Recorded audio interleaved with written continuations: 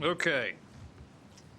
11:30 or 1:30, Panel 4, SDR data issues and perspective of the SDRs. We're going to start with John Rogers, who many of you know is our head of our Office of Data and Technology, and has been leading kind of our technology effort to make our rules work and to ensure compliance and make your job easier to comply with our objectives. So John is going to frame the debate. We had the market participants kind of identify their broad challenges in complying with our rules, and they were correct. I don't know, I think it was Adam mentioned that I thought it was the SDR's responsibility to tell us what to do. Well, you know, they may be a little confused about what our rules require as well. So based on the data we received and the efforts put in so far, John's going to help frame the debate a little bit, and I'll turn it over to him. Then we will go to the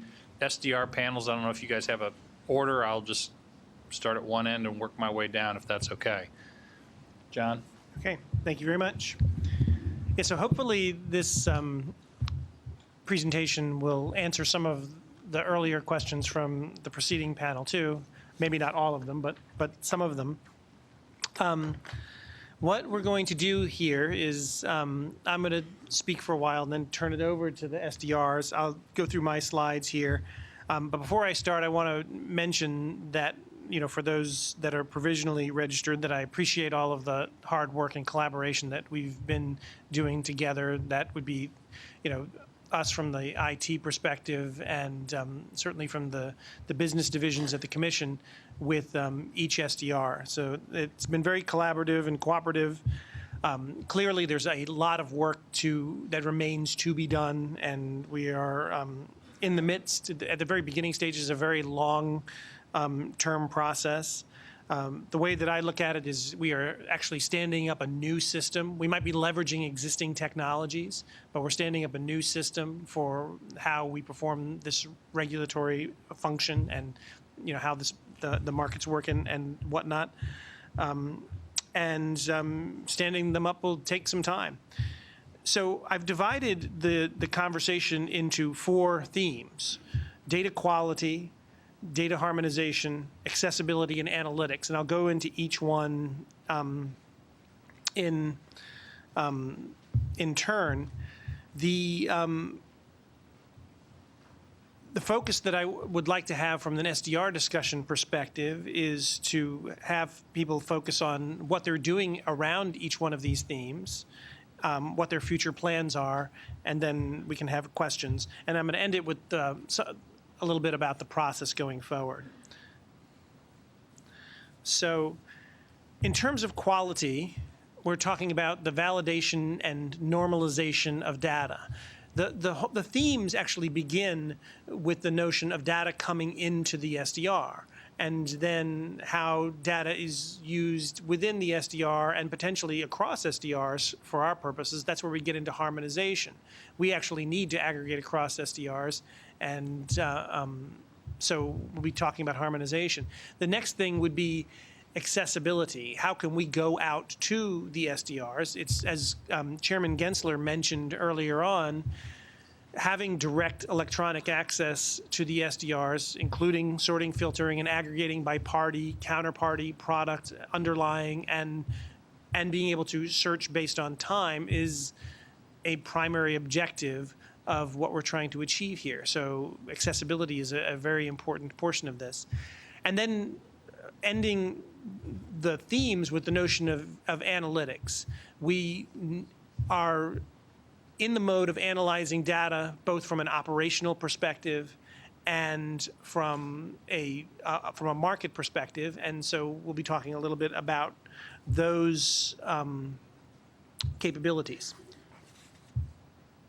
One of the things that's important for us is not to focus on how the SDRs handle something, but what we need from them. I know that each SDR has a different method or is leveraging existing technology to become operational.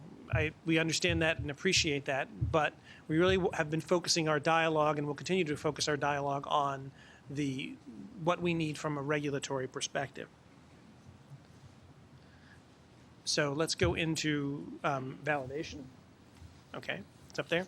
So we talked about quality and include validation in that. The ideal scenario for us is to get good standardized data from the source. Someone had mentioned earlier, the whole principle of garbage in, garbage out. I mean, I think to some extent, some of the information that we receive could be erroneous, certainly, but I also think that it's not necessarily always erroneous. It may be based on the multi-jurisdictional issues that were raised in the previous panel, or things like that. So, or just maybe that it's coming from an existing system and having to flow into the SDR. But it's important to get the best standardized data from the source. To that end, we've sent an initial set of fields that we will be focusing on to review and analyze to make sure that we are seeing good quality data. There are, in some cases, thousands of fields that we have to sift through. We can't really tackle all fields all at once, so we're focusing on particular ones that we need to focus on to support the notion of the ability to aggregate information. An important thing for us in terms of ensuring that the level of quality goes up is that we track data quality issues, that the SDRs have a sense of what issues they're encountering, and that we can see it as well, so that we can work together to make sure that the quality rises. And that begins with the SDRs reaching out to the submitters and ensuring that the quality is increasing, but also us getting involved where necessary. One of the things that we've noticed, one of the things that's a challenge, is that there are different requirements for the acceptance and rejection of records. And there are different schools of thought on that. So, for example, if there's greater acceptance of data, then there's more visibility into it. But on the flip side, that raises a question of the integrity of the data. What can you trust and not trust, as opposed to rejecting data and having it be the only things flowing into the repository are that which are clean, and not necessarily seeing as much of it, but knowing that the quality the bar is high. And so having talked with each of the SDRs, I know that there are different rationales for that. So it'd be very interesting to hear what people think about those notions. In terms of the kinds of data that we get, there are, or not get, but have a view into, there are 4 categories that we've talked about so far. There are messages. That's what we consider to be the raw data received by the SDRs. There are events, open swaps, and exposure. Those last 3 elements are things that really are normalized versions of the original message data. So in from our vantage point, it would be taking those messages and creating some sort of set of data that we can look at and make use of that will be based on those events. So events turn out to be things like confirms or terminations or new trades, and that, to that extent. An open swap would be the aggregated data for a swap at the end of each day, and the exposure would be the ability to roll up swaps to really what we would consider a position level in the futures space, but we called it exposure for the sake of this conversation. So let me give you some examples of validation. This is not meant to be in any way, shape, or form an exhaustive list of things, but just to give you a flavor of some of the things that we're looking at and what we will look at as we look at these 22 fields that we recently sent out. So we've spent a lot of time and effort, many people working on a CC utility to create an LEI, and there are multiple instances in each SDR where an LEI is called for. We need that LEI to be validated against the CC utility to make sure that it's a valid LEI. In some cases, there has been, up until recently, no action relief that has meant that some people didn't have LEIs necessarily to report. We recognize that that could be the cause of these issues. But when we look at something like validating what the legal entity is that's engaged in a swap, we would expect to see the rate of valid LEIs going up, and we want to make sure that we're taking action to ensure that that happens. Others that are simple are on the list, but if there are particular enumerated values that need to be validated to ensure that we're getting the same data, we need to be checking on that. We need to verify that USIs are properly constructed, that dates and times are represented in the appropriate way, that required fields are always present. Even if someone has a challenge, a multi-jurisdictional challenge, we still need to make sure that the data that we require is provided. Another example that I came up with that we've been working through in some instances is the notion of duplication. Are there duplicate records out there? And this kind of fits in with the whole rejection acceptance paradigm. And it could also relate to the notion of us working more closely with each SDR and understanding the portal and understanding the data structures. But there are instances where we see duplication, and we want to resolve those. From my vantage point, one of the big things that we have to address is the notion of product identification. Because if you think about how we would want to aggregate, product would be an important ingredient to that. So we've talked I know that there's been lots of discussion in previous TAC meetings, and there's been discussion elsewhere about the unique product identifier, and that effort needs to pick up so that we can aggregate across products. And of course, the challenge is different for different asset classes. We need to establish that. So moving on to, so one other thing I wanted to say about validation. You notice I didn't mention anything about a particular data standard. I didn't mention anything about FPML or FixML. That was by design, because while those things have a lot of value in them, I think that we're really looking at the underlying content and the ways that we're ensuring, and the processes that we're using to ensure integrity of data and whatnot, and that's why we're not focusing on that at this point. In terms of harmonization, one of the keys here is that we need to harmonize the data across SDR. So there are 3 provisional SDRs right now. Each one has, just by way of example, has responsibility for the credit asset class. We're going to need to look at and come up with aggregated information about the credit space, and the only way that we're going to be able to do that is if we can see similar things across each one. So, following on to the chairman's previous, comments, we need to aggregate to show the size of the markets overall. We need to see that by party and counterparty, and by party, counterparty, and product. Some of the challenges that we face in that is that there's different types of content flowing into the different SDRs, different messages, different sizes and shapes of fields and whatnot, and so making sense of it is one of the things we have to work through. We need to, again, aggregate across different types of fields. Overall, we've noticed that the volume of transactions is not as significant as what we're seeing in the future space. But the future space is far more standardized, and there's far less complexity in the data, so that creates a challenge from that perspective. So some of the examples of principles are listed on the next slide, and it comes back to cross-checking fields. One of the ones that's really important that I've seen in some of our conversations is that from a data management perspective, fields should never be used for more than one purpose.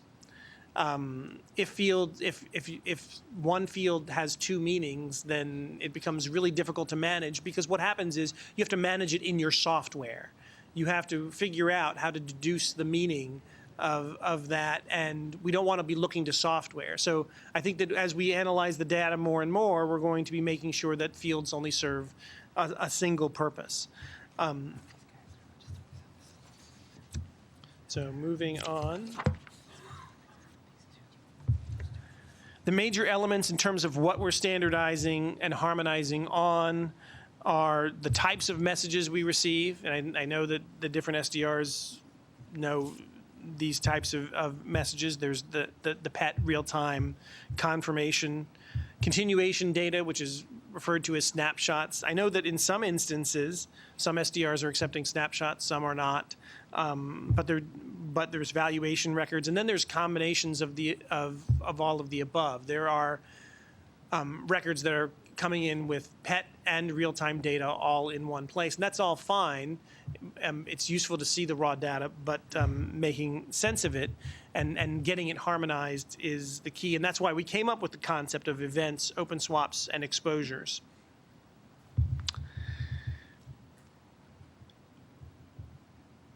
So we've already talked about the notion that we've got these 22 fields that we're going to be looking at. One of the reasons that we focused on these particular 22 fields is because they're pretty consistent across asset classes. And one of the things that we want to harmonize on is data across asset classes first, and then we have data that we'll be focusing on, more specifically within an asset class. So just like LEI is something that would apply to all asset classes, or USI or UPI, there are a number of fields that fit into that mold, and we're focusing on those first to allow us to perform the functions that we want to perform or need to perform. In terms of accessibility, one of the key ingredients for Dodd-Frank, as I've always come to know it, is that data must be directly available at the SDR. That means all of the messages are up there, and then these transformative things that I've been describing earlier need to be up at the SDR. They need to be available within minutes of coming in, not at the end of the day or something like that. It's important that we have a view into the data as it flows into the SDR.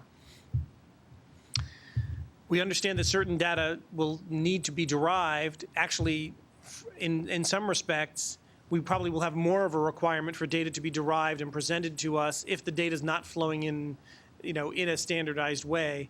So the ability to reduce the ask of actually having to transform data is directly related in some respects to the quality and the consistency and the standardization that's coming into us. We've already touched on the notion of searching and sorting by a variety of fields: party, counterparty, product, date, and time. Each portal needs to have that capability. We need to be able to search by some combination or all combinations. That's an essential ingredient to this process. The other thing is, even though we want to look at data, there's no doubt that we will want to bring data back to the Commission for use, and some of those kinds of things will be done on an ad hoc basis. So each portal needs to have an ad hoc query capability to bring data back to the Commission. Another ingredient will be the fact that we need to see reports existing on the portal, which is not necessarily what I would consider to be the grid filter, sort, and search capability, but rather snapshots in time of how things looked. So, for example, at the end of the day, what are the open swaps at the end of the day, or what is a position, what is an exposure at the end of the day kind of thing. Those will need to be out there. Operational status reports, documentation, all of those things need to be on the portal. One of our challenges in coming up to speed on using them is each individual SDR has a different portal. And that's okay, but it means that we have to learn how to use those things. One of the benefits of seeing things differently is that we're actually shooting for the highest common denominator. We're going to look for things in one that we really like and ask others to replicate that kind of capability. Again, not focusing on the how we want things to be done, but the what it is that we need to be effective in our role. And so that will require lots of interaction between us. Ultimately, though, we're going to be asking for a regular feed of information to the CFTC, and actually, in fact, more than one. To give you an example of something like that, we are preparing a swaps report that will be published, I would expect, in the May timeframe, that will be based initially off of credit and rates. The work that we've had to do to analyze the data across the swaps repositories was very specific because the data repositories were different. We were able to figure it out and how to come up with like data from each swaps data repository. But ultimately, we want the SDRs to be producing that output and feeding us that aggregated information so that we can then, in an easier manner, put that information together and make use of it. We will also want to see the underlying data, obviously, to understand how those numbers were derived, but that would be an example of actually what I would think would be a relatively straightforward feed of information. But we will also need to have some form of transactional data flowing into CFTC so that we can do that analysis, because there's certain types of analysis that we recognize that we can't do just by looking at a single SDR. So in cases where we can identify a need to be pulling data for analysis across SDRs or to relate that data to futures, we'll need to bring data down for that purpose. The goal is not to replicate what an SDR can already do, but rather to go beyond that capability. And that's why we'll be asking for standardized data feeds. We're not there yet, but that's where we're heading. And then the last theme I wanted to talk about was analytics. So we've gone over the notion of operational reports that we are asking each SDR to produce, and each SDR, thankfully, is giving us something every week that talks about the flow of data, the amount of rejections and acceptances. There's going to be some refinements we're going to need to make to that. Operational issues that come up, and at an SDR and how we're working through those kinds of issues. But there are also other kinds of metrics that I would say are more on the business side from my perspective. So things like top notional amounts outstanding by a variety of categories, CDS types and currency and customer type, or types and region, types and asset class, so on and so forth, or trade volumes and that sort of thing. So we'll be continuing to ask for analytics along those lines, and we have to define our requirements and give them to each SDR and work through the process of how we're going to get those things delivered to us so that we can make use of the information. So that takes me to the process going forward. The process going forward is very much the process that we've already have, which is to continue regularly recurring conversations with each SDR about what our needs are. Sometimes those will be in-depth conversations. Like I know with each of you, we've had day-long meetings. We've been following that up with calls and whatnot. I expect that pattern to continue. I would also expect that at some point in time, we'll want to bring the SDRs together and talk about harmonization so that we can all be in the same room and hear things. But the bottom line is we all must work together to harmonize data reports and portal capabilities to facilitate regulatory oversight. And I'm happy to say that we've got a lot of people that are dedicated and focused and working hard on this. But as Commissioner O'Malley has said to me at one point when we were talking about the TAC, it's really an all-hands-on-deck issue that we need to work through to get us to the point where we want to be. Thank you. Thank you very much, John. I have a number of questions kind of regarding, starting around, if you go to slide 4, John, if you can just get your magic clicker out there and roll it back. Sure.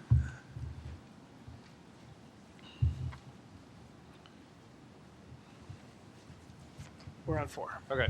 So establish a process with submitters, track data using data quality issues to ensure systemic errors are addressed, provide information to the Commission on data quality. and it says the top line is, we must set the course of action for consistency and data quality. Have we told everybody what our standards are and what we want from them? Or are we having these one-on-one conversations? What's the process for informing the market, and how soon will that be done? And what's the timeline for all of this? I think it's an ongoing process. So we've just begun, I think, with the issuance of these 22 fields to articulate what it is that we're requiring to ensure quality. So things like LEIs or USIs and things that we need to do to ensure those things, and or date fields, for example. Some of the fields are execution time. Those are actually relatively easy to articulate. We've articulated those to the SDRs. Now I think the next step is for people to come back and say, this is how long we can take to implement the validation rules. Those, I don't think, would take an inordinate amount of time. But then there are some that are going to be a lot more complex. Taking something like UPI and figuring out what the standard is, I actually envision that there would be a degree of harmonization that would need to occur in a global context, going back to that multi-jurisdictional issue that was raised in an earlier panel. So I would say that kind of an issue is at least a year out. So, and there are different nuances by asset class. So there isn't one specific answer, but I think that the 22 fields that we selected were fields that we felt like we could make significant progress in the short term, looking for feedback from the SDRs on what they can do to ensure that we are checking this data to make sure that it is clean. And of course, that does involve the front end of the process, the people that are submitting the data. Mm-hmm. There's going to have to be some interaction on that end to ensure that there's quality information flowing in. We use the SDRs to communicate that to the market. We're not sending out further. We have not sent out further guidance on the 22 fields. We have not, and I would expect that the SDRs would perform the initial reach out to the industry on compliance with those. Okay. I think what I want to do is, you've kind of heard John's presentation. Let's hear from the SDRs, and then we'll get into it and ask the questions about whether John's right or the SDRs are right or how they're going to work together. The point of this at the end of the day is that we're all comfortable with the path forward, that whatever John is dictating to the SDRs will filter into the market, and we can ask them to submit and comply with all of the expectations we have to make kind of the presentation John identified to make it successful. If at the end of the day we are not confident that there is a roadmap forward and a process that you are comfortable with, please let me know, because we haven't succeeded. And so at the end of this, I want to make sure that whether it's DMO or ODT, the guys that wrote the rules and the guys that are implementing the rules, and then you all are trying to figure out how this is going to be completed, it has to succeed. And if we leave here and we still have questions, then shame on us. This is the perfect opportunity to solve it. We got the two guys, and we've got staff back here that are part of it. And of course, we've got Commissioner Chilton here, and he can help. So we're going to start with Bloomberg. Greg and Nathan are going to testify, and then we'll just go down the line. Thank you, Commissioner. My name is Greg Dumark. I'm the Senior Compliance Officer with Bloomberg's Fixed Income Electronic Trading Business in New York. Nathan Jenner is with me. He's the Fixed Income Electronic Trading CEO. Greg, can you pull that a little closer so everybody can hear? I'm saying Nathan Jenner is with me. He's the COO of our Fixed Income Electronic Trading Business. We'd like to thank the Commission for giving us the opportunity to be here today and talk about data issues relative to the SDR. In case you didn't know, our wholly owned subsidiary, BSDR, filed an application for provisional registration on March 10th of this year with the Commission. So in short, we hope to be the fourth provisionally registered SDR. We feel pretty confident that we could fulfill our mandate, our duties to be an SDR in the sense that will allow participants to fulfill their reporting obligations across all derivative asset classes. The regulatory reporting of swap transactions is a critical component to mitigating systemic risk, promoting standardization, and increased transparency in the swap markets. We are, meaning BSDR, is committed to providing the highest level of service as an SDR consistent with the importance of price transparency. Our BSDR is built on a proven systems, processes that draw on our experience as a leader in delivering financial data and pricing to the markets. In particular, BSDR will make use of our widely accepted technology platform and experience as an industry partner to provide a secure, reliable SDR database. We appreciate the Commission's concern about reporting inconsistencies, technical challenges, and the validation and normalization of SDR data. In the end, the value of the swap data reported, as you noted, Commissioner, to the SDRs rests on the ability to standardize data, process and retrieve large amounts of data that allows for the aggregation and risk analysis that needs to be done on this data. When we got this list of items, the issues that we're going to discuss today, I sat down with our Chief Technology Officer for the SDR and I said, let's go over this and see what's doable. And many of the items from our perspective are ones that we absolutely can commit to working with the Commission on. A lot of them are doable. So we can help work with our fellow SDRs to standardize this data, have consistent fields, to push out data to you, to be able to look into our database and do the analysis that you want. One of the interesting questions came up, though, which was it would be helpful to know from the Commission of what their objectives are in doing surveillance. So in essence, you telling us what you want to do with the data, and I think that'll be part of the discussion today. We certainly can work to normalize, standardize these data fields, but it's also very important from our perspective to know prospectively what you want out of the data. So I think it works both ways, and so I think that's an important component of this discussion.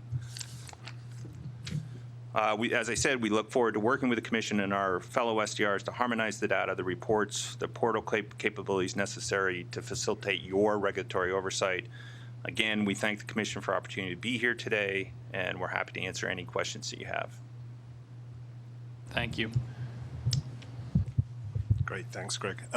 Nathan Jenner from Bloomberg. I'm aware that I'm also from Bloomberg, so I don't want to double our floor time, but I'll just add to a couple of points that Greg made. So although we are here in the capacity of us being an SDR, it's worth sort of understanding where Bloomberg as a parent company comes from.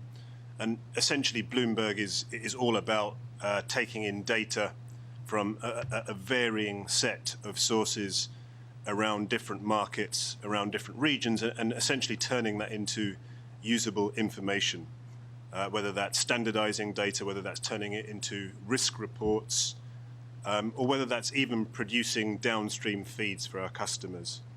So, that's the sort of background for Bloomberg as a company.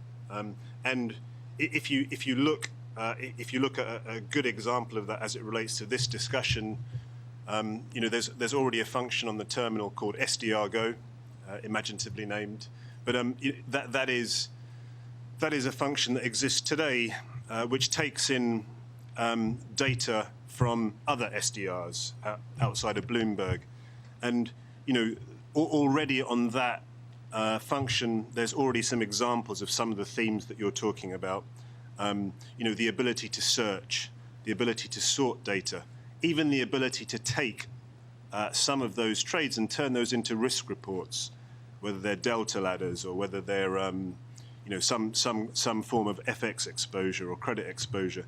Some of that's already available, and those are things that, even outside of the Commission, I think the general market is looking to digest that information as well. So, the point there is some of those things that you're asking for, I think, are already happening. But, that leads me on to just the sort of final point, echoing what Greg was sort of saying towards the end of his piece, is that, I think one of the things that you'll consider as you move through this process is, do you want to focus more on the questions that you want answered, or do you want to focus more on sort of the prescriptions around the data that the SDRs collect. Arguably, both courses might get you to a similar place, but from our perspective, with us as an SDR, if the Commission is clear on these are the questions we want answered, i.e., what is the transaction volume going through the market today? What is the exposure of certain counterparties? Is there a spike in a certain instrument? I think it's very, very easy for us to then take that question and figure out this is the data, this is the set of data we'll need, and we'll turn that data into information for you. That's the way that will work quite well. I think if you focus more on a prescription on data should be collected in this format with this particular set of fields, I think that's definitely helpful to a certain point. But I think if you crystallize the questions that you need answered, the rest of it will become a lot easier. Thanks. I think that's a great point, and I think to John mentioned it earlier, we want reports now, but I think we want to be able to do it all on our own at some point in the future. And I think to the point about surveillance, what do you want in terms of surveillance?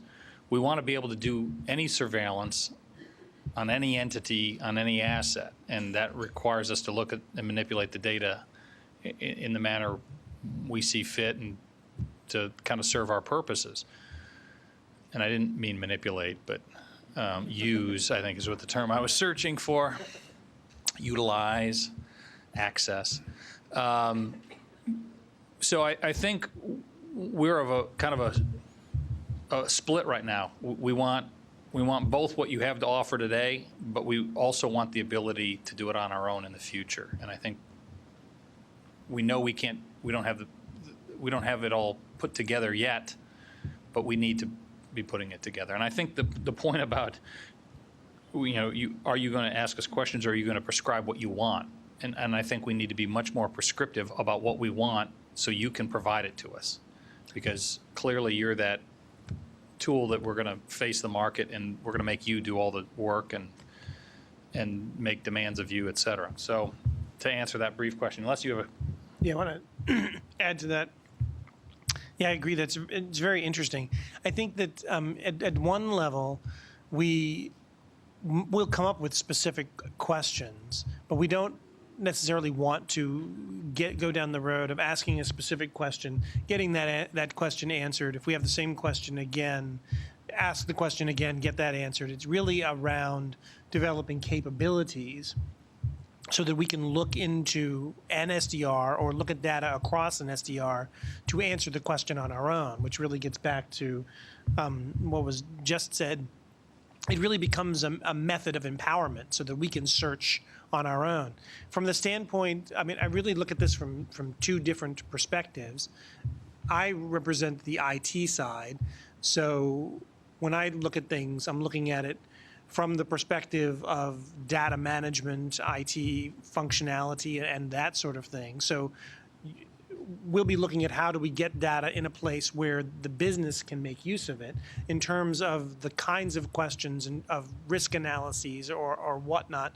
Those are going to come from the business side. I think that you will find that you will get both of those things. We're not trying to be overly prescriptive, certainly, but it's important that when we take these concepts, we turn them into empowering tools for us to use at the CFTC for a myriad of purposes. And that even extends to the notion of something like just validating an LEI. It doesn't really solve a problem in terms of risk. It enables things. But when we talk about let's validate CCs against every place where a CC is used, we should have to mention that once and have it universally applied so that we can move past those kinds of issues and move more into more complex issues. And that's the way I think the evolution of this process is going to be. Right now, we want to understand things around size of markets, and both from a notional value perspective, transaction perspective, we want to know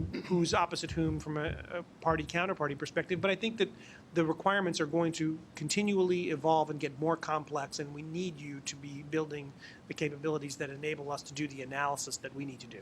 Good. We're going to go to Chris. Thank you. Thank you, Commissioner, and thank you for the Commission for giving us the opportunity to come here and talk to you today. My name is Chris Childs. I'm the CEO of DTC Data Repository, also known as DDR. I prepared a deck which is all on your in front of you. You'll be pleased to hear I'm not going to go through bullet by bullet. I assume that you can kind of read when you've got an evening of nothing to do. But so I just wanted to put into perspective DDR. We currently have about 8 million open swaps in our repositories across 5 asset classes. This is on page 3, by the way. That portfolio size drives around 40 to 50 million data submissions per week, which we in turn then feed down to John's group. We receive and publish about 85,000 real-time price messages every week.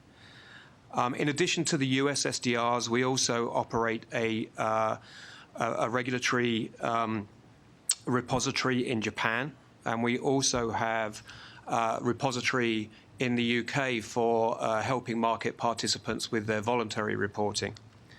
And I think one of the things that we picked up earlier on from some of the comments was the global nature of reporting.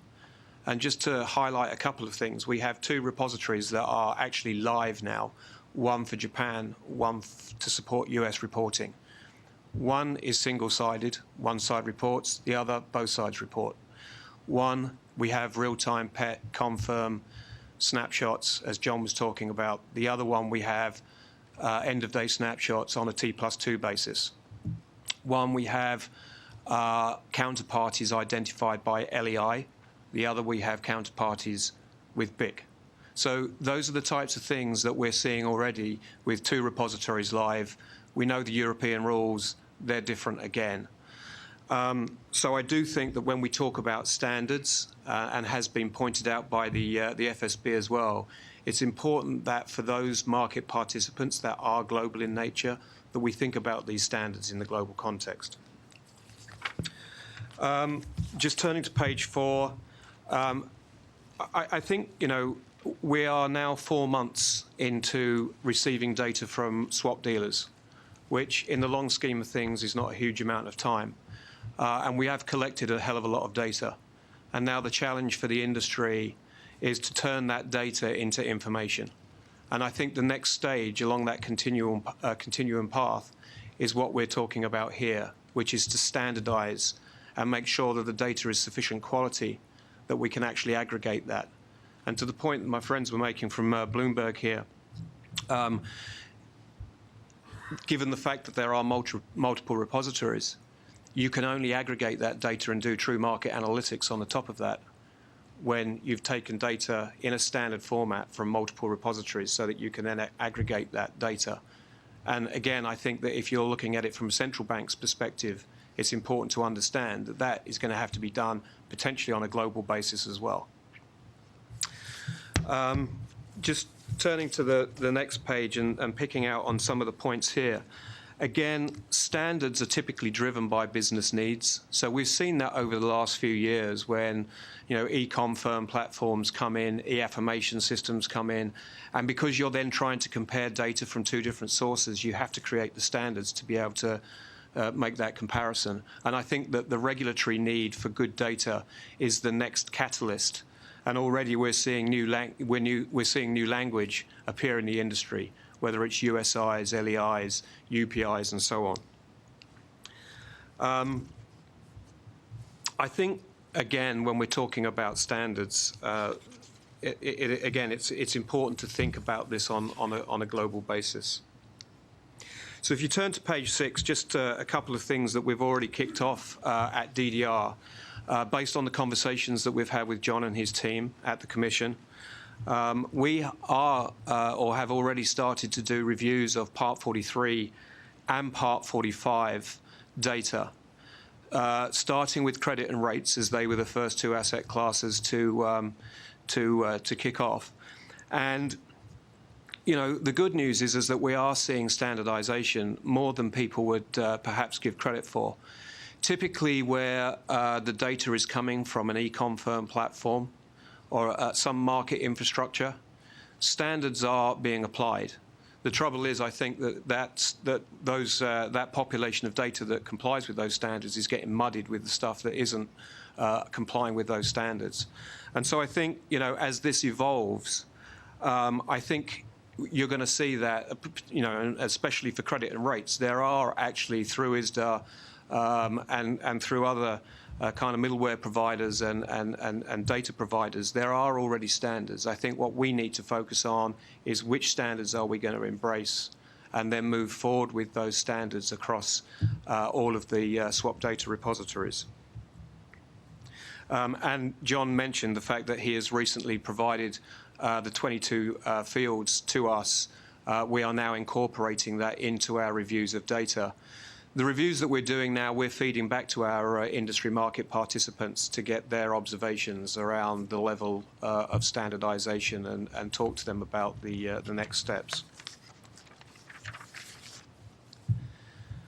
As it relates to accessibility and analytics on page 7, I think we're in our kind of infancy here. We have just recently provided John's staff with portal access. That was actually yesterday. So we look forward to working with the Commission on improving the functionality of that portal, providing the Commission with all of the attributes that they need, search criteria improvements and timeliness of data improvements. And obviously, standardization is also the key to making the portal more effective and more usable for the folks at the Commission. One point I do want to pick up that Bloomberg had made is that ultimately, after we've looked at the size of the market and we've captured with some of that stuff, we are going to want to apply as an industry, and I'm sure the regulators are thinking about this, market level analytics. Where are exposures? Can we put this data through stress tests? Can we identify market participants that under certain scenarios may be facing issues? And that analytics and how we can work with the Commission and the rest of the swap data repositories to provide that level of analytics is something that I think will become key over a period of time. So in summing up, and on the last page, what can we do to help the Commission? I think we need to, we need to embrace standards. We need to work with the Commission and the other swap data repositories and the industry on what those standards should be. We need to monitor progress against those standards and over time increase our validation so that the data that's coming through to the Commission always meets the standards that have been set. We need to provide consistent output in a standard format so that the Commission can actually take the data from multiple repositories, irrespective of how the data comes into us, in a standard format so that they can then amalgamate the data. And we need to obviously cooperate with each other as SDRs to make sure that that we move forward at the same pace and that we provide the data that you need and when you need it. It's not going to be. It's a lot easier to say than it is to do. And I do want to pick up something that Raymond had said on the prior panel. I actually think that prioritization is key. We're not going to be able to do all of this across all 5 asset classes overnight.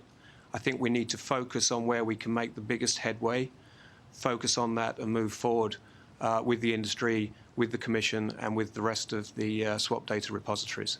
So once again, thank you, and I look forward to the dialogue. Thank you very much, Chris. Bruce. My name is Bruce Tupper. I'm president of ICE's repository services, ICE Trade Vault. During June of last year, ICE Trade Vault became the first provisionally registered SDR by the Commission.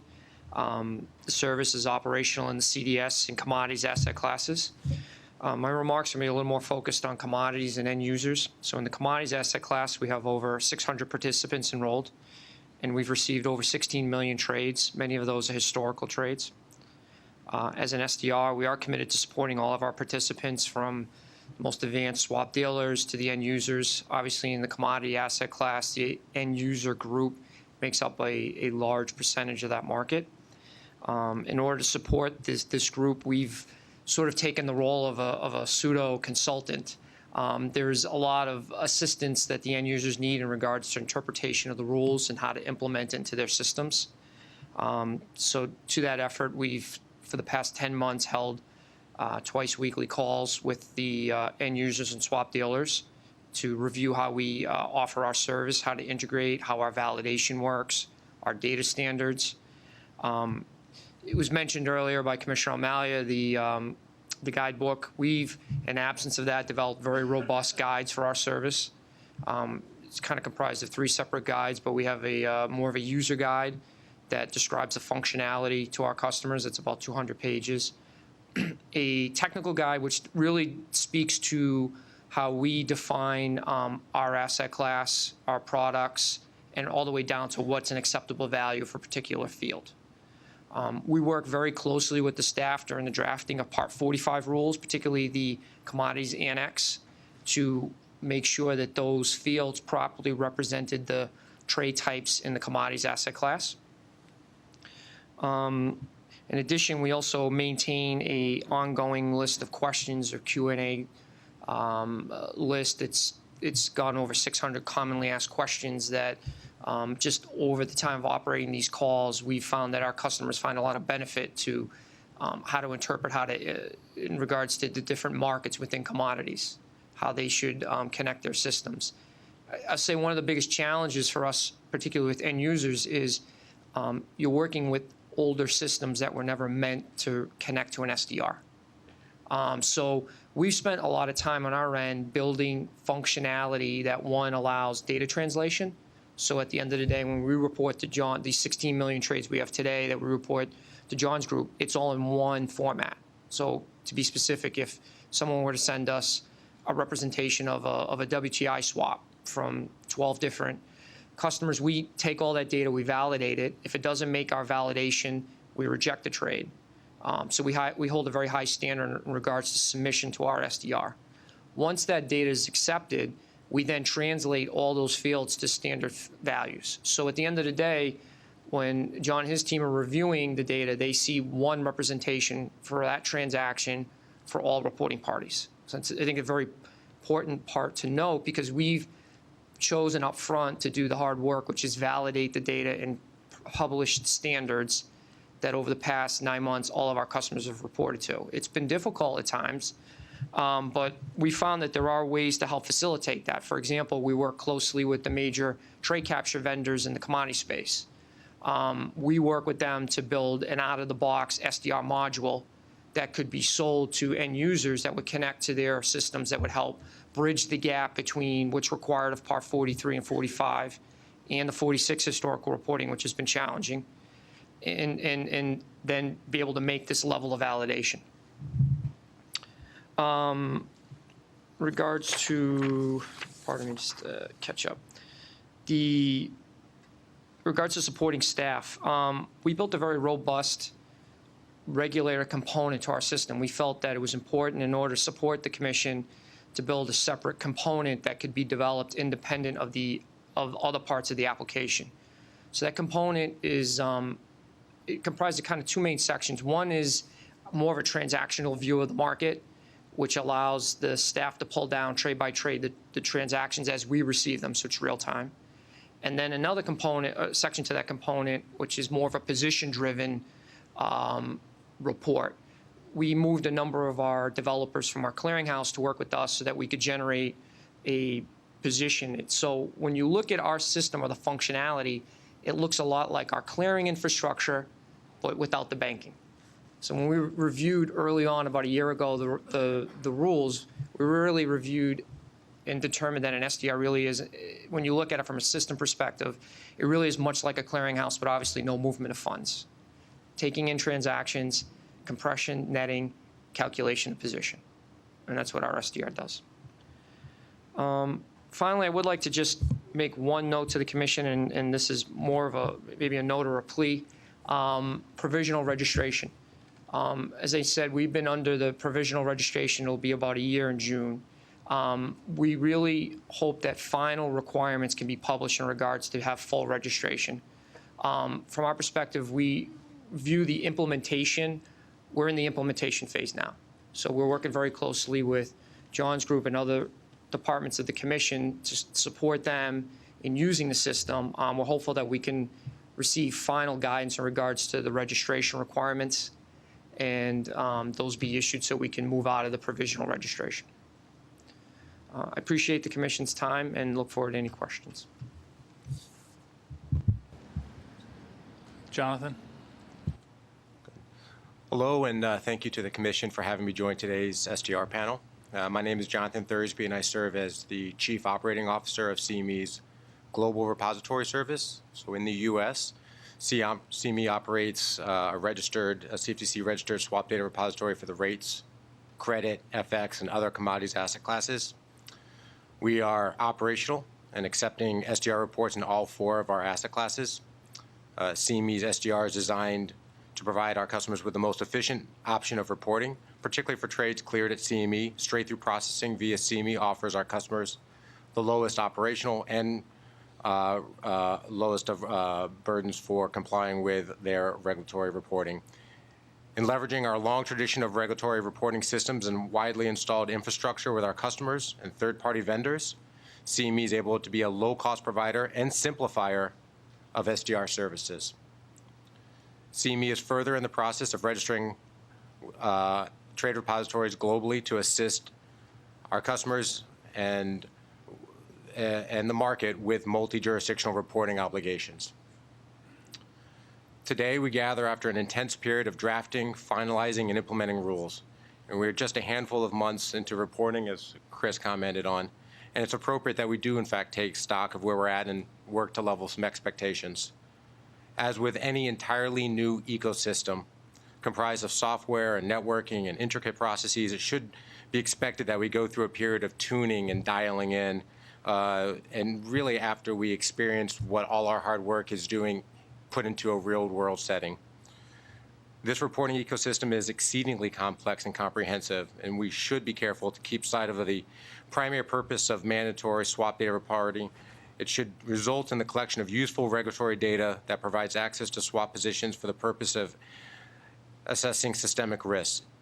Implementation of such a large technology project should proceed deliberately. Market participants need to have clarity on requirements and sufficient lead times. They've been working very hard to understand their obligations and meet them. Clients look to CME, and I'm sure the other SGRs as well, to look for answers, but unfortunately, many times we just don't have them. And given that, we need to pass through the threshold of having all of the foundational reporting mechanisms in place prior to going on a path of deep scrutiny on measuring against the end goal that we're all working towards. For example, if there are not widely accepted standard product code IDs, the ability of regulators to aggregate will be compromised. UPI is a long-term project, and I would urge against attempts to harmonize product in advance of the UPI system, effectively doubling the work. And there's other instances where that would be true as well. And at the same time, there are clearly challenges working to aggregate product where product descriptions can vary greatly for the same instrument. And I think this is an area where we can look at markets such as credit, where some standardization already substantially exists, and the lift would not be too great to assemble a cohesive picture. For this and other prioritized areas of focus, we'd be best served as an SDR working group coming together at the direction of the Commission to identify the greatest needs and solve for them collectively. I was pleased to see last week's draft of the key reporting fields, and we too have taken those under advisement and are looking to see where we can work to try to accommodate those fields. And I think the fact that they've been identified is critical to the work that we're all doing. It's this type of focus and prioritization that I think will serve us well in the goal of monitoring systemic risk. And it's understandable to have the desire for good data analysis quickly following the implementation. And CME, and I'm sure the other SDR operators, are fully committed to doing everything reasonably possible to aid in all aspects of reporting and delivering good monitoring. But given the expansiveness, however, I again urge prioritization along with identifying more controlled aspects as critical to our success. One important area that is more controllable is the interface between the SDRs and the CFTC. Purely on numbers, it's a far easier effort on our few entities than the entirety of the marketplace to solve for how data is exchanged. And it's also worth remembering that a major event on the near horizon that will change the landscape of reporting in a major way. With the onset of CEFs, we'll see a significant consolidation of reporting entities for the vast majority of the swaps market. And given the projections of approximately 20 CEFs, the outlook should be promising that SDRs can work closely with this smaller audience to fully and more accurately represent the data. And working in this far more manageable context, I think will build benefits sooner. And as a side note, I would urge that as many of the end user reporting obligations that still remain to be linked with CEF rules timing, I think doing so would bring a cleaner transition to the market and prevent building solutions for short-term gap periods. In addition to harmonizing data into SDRs and then SDRs into CFTC, it will be important to achieve a level of harmonization across jurisdictions to ensure data collected is usable for regulatory purposes. As the purpose of mandatory reporting regimes is to monitor systemic risk, it will be necessary to review positions on market participants who engage in trading across jurisdictional lines. Establishing global best practices on representing data is essential to having readily available and meaningful data feed for a cross-border view. In addition, there are potential challenges around duplicate reporting. For example, as currently contemplated in both the MIR and Dodd-Frank, cleared swaps would be both reportable to a U.S. SDR as well as a European TR.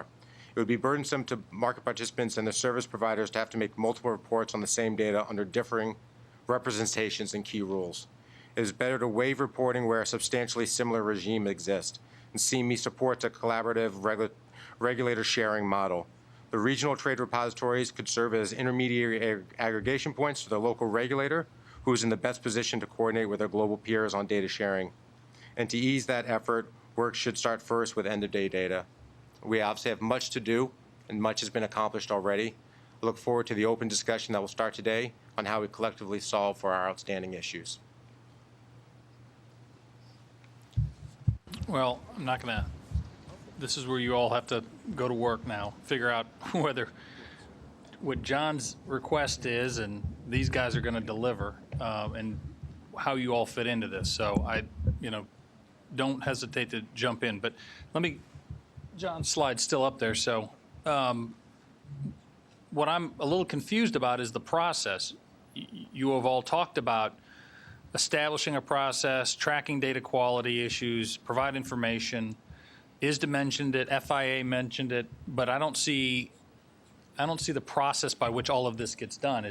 Do you wait for John to dictate what he thinks is right?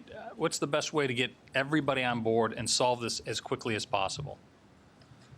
I'm confused as what the process is, so maybe, how are we going to get there? I'm open to ideas.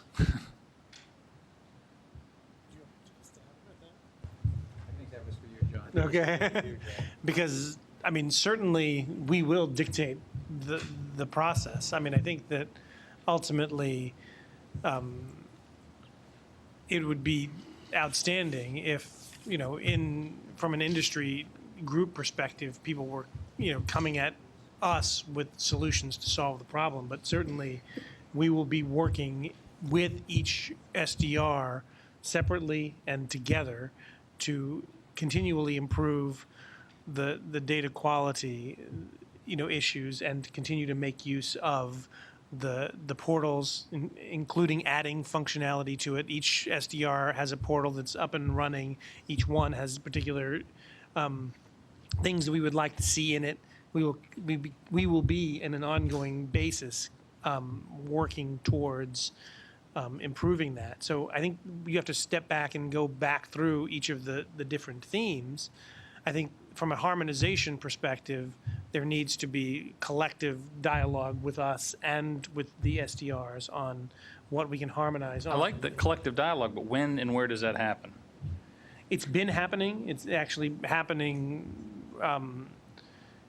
in some cases just begun, but in other cases been going on for a little bit longer. But it's been going on probably for the last month or two. Is that a bilateral dialogue with each of the SEFs? So far, it is I'm with sorry, each of with the the SDRs. SDRs. So far, it's been a bilateral dialogue. I think that what we need to do is add to that a dialogue that occurs with each of the SDRs. But that's only one facet of the challenge. I think that in terms of something like a UPI, it transcends a conversation that we have with an SDR. It involves a broader community, and certainly this group has talked about UPI and where it fits. There's been global outreach in that regard. So I think it depends upon which category of data All you're right, talking you've about. heard, Can I? Sorry, Chris, yeah. Yeah, could I just make a point on that? Well, then we're going to go to Steve, Pierre, and then the chairman apparently wants to. One of the things that we've noticed, and again, the focus for us is to start off with has been on credit rates, is there is actually a lot of standards already in there, where trades are coming through MarketWire, where trades are coming through DS Match, for example, as e-com firm platforms. Standards exist. So I think what's not clear to me, however, is where other SDRs in the same space are collecting the same standards, and I think that that's something that we need to work on. But one of the things that will come out of the analysis that each of the SDRs is working on at the moment is how bad is bad. And I think that what we're going to find is that there's quite a broad population actually in those two asset classes that we can standardize, we can put it to bed, we can actually increase our validation on those trades almost immediately, so that we actually reject anything within those that are coming through those channels that don't meet those standards. And then that will leave the rest. And then we need to have a look at the rest, and we need to see whether or not standards can be applied. They should be, in some instances on the very, very bespoke trades, and I'm sure Pierre will have a view on this. That's going to be harder. But we can start working on that population, which is not as big as people may think in rates and credit at this moment in time, where standards don't exist. And we can make sure that those standards are then shared with, or put together in conjunction with the industry, increase our monitoring and validation against those, and then hopefully apply that to all SDRs. So I think a gap analysis, and a relatively quick gap analysis, is where we should be starting across those asset classes. Sure, thank you. At FINRA, we've had 11 years of experience operating in the over-the-counter market with Trace, and a couple of principles I think that we've dealt with, and we've listened to a lot of the issues that have been here, and we've actually been working from the simple side to the more complex world, and what we call complex is not nearly as complex as what you're dealing with here, so I'll make that statement first. But we've been both in the exchange world and in the over-the-counter world, and there are very big differences between operating with exchange data, where you can control and tightly define definitions and ensure consistency very easily. The over-the-counter marketplace is far more complex and difficult because every counterparty becomes a decision point when they're completing their information that gets submitted to intermediaries who ultimately will pass on that information to the commission. I'm going to echo some of the things, at least from the lessons we've learned, that are very important, I think, that have been said today, and some things maybe I'll say a little differently that may be a little heretical for some of the group here. And first is that I'm going to reiterate that I think that it's critical that the Commission start with a good idea, a very good idea of what they're going to do with the data. The temptation is to try to boil the ocean and say, I'm going to collect this data for any way possible. The problem is when you do that, when you really get down to needing the data, you won't be able to use it the way you think, because there'll be different questions have different answers. When you ask a question a different way, you'll define fields differently. So I think some of the things you'll find out is when clearing, and Chris just talked about clearing businesses, the definitions you might use for clearing may be very different than what you use for regulatory purposes. And you may want to define fields differently when you think about how you might use that data. I mean, it doesn't mean for clearing purposes the data is not, standard's not good. It just is good for clearing purposes. It may not be good for regulatory purposes. And you have to resolve those key definitional issues as early as possible. I would say that in the more complex worlds, and one thing we've discovered very early on in the process has been critical that we act together with the industry, that we listen carefully, but ultimately the regulator has to be the arbiter of what the ultimate call is as to what the definition is. That we can't just allow the consensus to define that, because the consensus will come out with something that may not be the right answer for regulatory purposes, and ultimately the regulator needs to make the hard call as to how things have to be defined. I think they have to do that with sensitivity to the issues with doing things and whether they're doable or not, but need to be very close to that decision process, intimately involved. And I don't mean with intermediaries, I mean with the counterparties who are going to have to complete this information, who will start the process, because you need to understand the complexity that they're dealing with to make it work right. I'm going to try not to filibuster today. I have a couple of things, because as people talked, it brings up a lot of the history that we've been through over the last 11 years. I think the one thing I listen to here is I don't know who's accountable for the integrity of the data.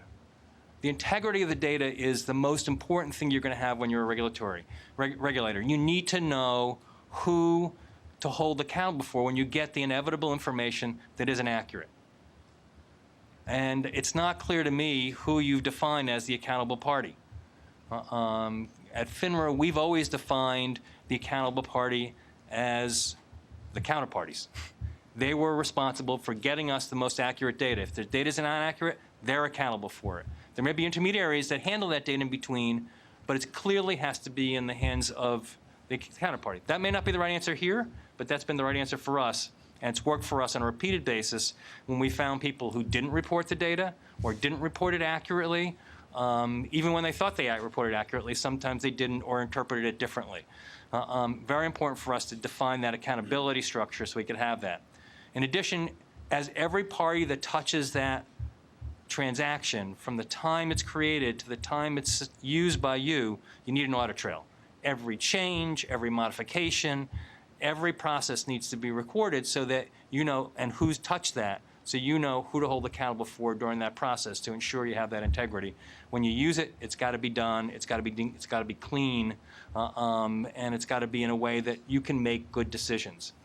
The more macro the questions are you ask yourself, the less concern you've got for precision in the data. So when you're asking for volumes and other kinds of things like that, close is good enough. 1%, 2% off, you don't worry about that. But if you're looking at surveillance issues and you're down to the individual transactions, you need to have precision in all of that information, or it really is garbage in and garbage out. And you're going to find that when you need it the most, that integrity will be elusive for you. And that goes right down to the customer side. So just some of the thoughts that I've got. I'll probably go on for another half hour, but I'll stop here. Yeah, I very much agree with what Steve said. What I would like to add is I think the situation that we have today is you have, especially for the population of bilateral trades, is you have the different reporting counterparties have been reporting the data without necessarily always a good understanding of the way they should report the data. And it's as to why we end up in that situation, we could debate for a long time, but definitely that is the situation. And I think on the SDR side, to some extent, probably there was a desire to get the data in, to make sure that people were able to comply with the reporting obligation. I think what we need to do now is to, for the SDR to engage themselves into letting the counterpart, the reporting party, know when they do not abide to the standard, because each of the respective SDRs have defined their own grammar in which they want to see the data. So the grammar exists, the protocol exists, the standard exists for each of those SDRs. What I would suggest is the initial stage is they let each and every participant know when each and every trade do not abide to the standard is not compliant with the protocol. And then for a period of time of X number of months. After that period of time, then the trade will be rejected. But I think the situation that we have today is, and we heard that in some of the testimony before, is some of the counterparties might not necessarily know when they do not comply with the grammar that is being requested. So that definitely on the SDR side is just letting the party knows when they do not respect the protocol. On the CFTC side, it has been said quite a few times, is just to define the way you want to see the data and what you want to use the data as a parallel thread. Because definitely you will end up with data that will be specific to each SDR that may not have the same way to express itself. So you will have to define the common denominator in which you want to express the data. In that respect, what I would suggest is don't develop a CFTC-specific way to express the data, but think about global cooperation down the road, and you want probably to leverage what exists at the industry level, what exists among those SDRs.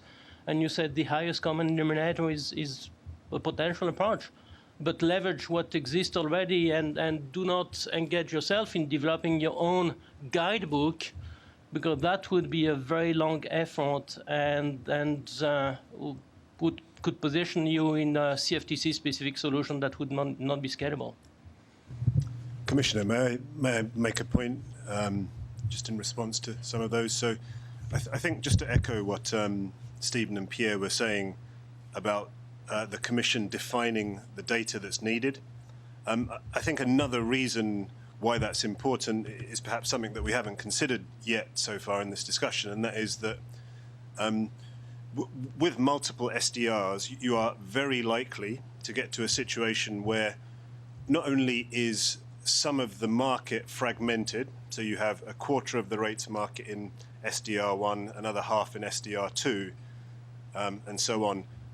But even beyond that, you will have another layer of fragmentation in that it is very likely that PET data, real-time data, will go to one SDR, and very possible, in fact, likely that continuation data will go to a different SDR. So, you know, in a putative example, you could trade on a CEF that would report to perhaps the DTCC SDR, and then you could clear that CME, whereby the continuation data would end up at the CME SDR. And if you haven't defined a framework of data that you expect, you know, you're going to be lost in a sea of information where it's tough to even trace one trade through a life cycle. Listening to the last conversation, I find it interesting because normally we're led to believe that it would be better if some of our rules are less prescriptive, less detailed, and leave more to the markets. And here we're kind of getting some of the reverse. We were fairly detailed in the rules for data reporting, rules in Part 45 and rules in Part 43, but we left some flexibility to the markets. And I think, am I right? We're hearing, well, you might want a little bit more, and then I have something further, but is that what I'm hearing, at least from some of you? Yeah, for me you are. I mean, I think from a data perspective, when you use data, it has to be consistent, and therefore you have to be prescriptive to make sure it's accurate and consistent. And I also say that because you have all these counterparties making decisions, they're all investing in their environments today to get you the precise information you want. So they need to know the first time they do it, or as close to the first time they do it, it's the right way. Right. Even though, I mean, we did have, I can't remember, these are the 120 fields, and it has to have a legal identifier, and it has to have a unique swap identifier. I mean, we're not without detail, but you're saying, at least for you, it would be further. I guess the question is, you know, and I think John is coming to this now, that there are probably key fields that you need to be able to amalgamate across all SDRs and all reporting. And so thereby, and therefore they need standards. So the question is, do you go to that point and you say, we need standards here, and then let the industry work on what standards to apply, or do you actually define the standard, which would arguably reinvent something that's already in place? Can I just add one thing before, just Scott's earlier questions, so forth, and timing? I look at this in several areas. One is what you're all talking about, standardization, or maybe I would just say reconciling data, or in a lay term, cleaning up the data. We have 75 swap dealers that are reporting data to 3 registered data repositories. We may soon have a 4th or 5th data repository.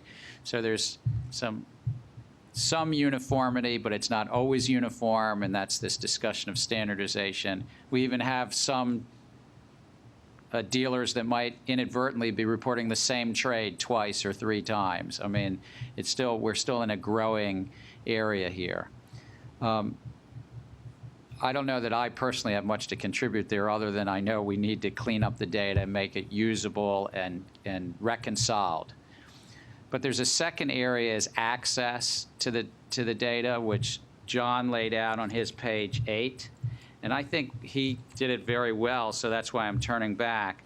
When he says the portal allows for data filtering, searching, sorting, and aggregation, those are the types of things that, whether it's this regulatory body or the bank regulators or international regulators, when I'm in meetings with regulators, or when we're just in our Friday surveillance meetings. This commission has had Friday surveillance meetings for 30+ years, and really talented staff come in and talk about something that they've, in the futures marketplace, sorted by this party or counterparty is doing this, by this product on this day. These things that John picked here are very much in the bloodstream of regulators, to be able to sort, filter transaction data by these types of things. That's what we anticipate and hope for, but also I think our rules require, rather than a stale portal or just a report, that our chief economist or our surveillance people can go swim in the data and aggregate and filter by these fields. I wouldn't want to lose that. That's a really important one.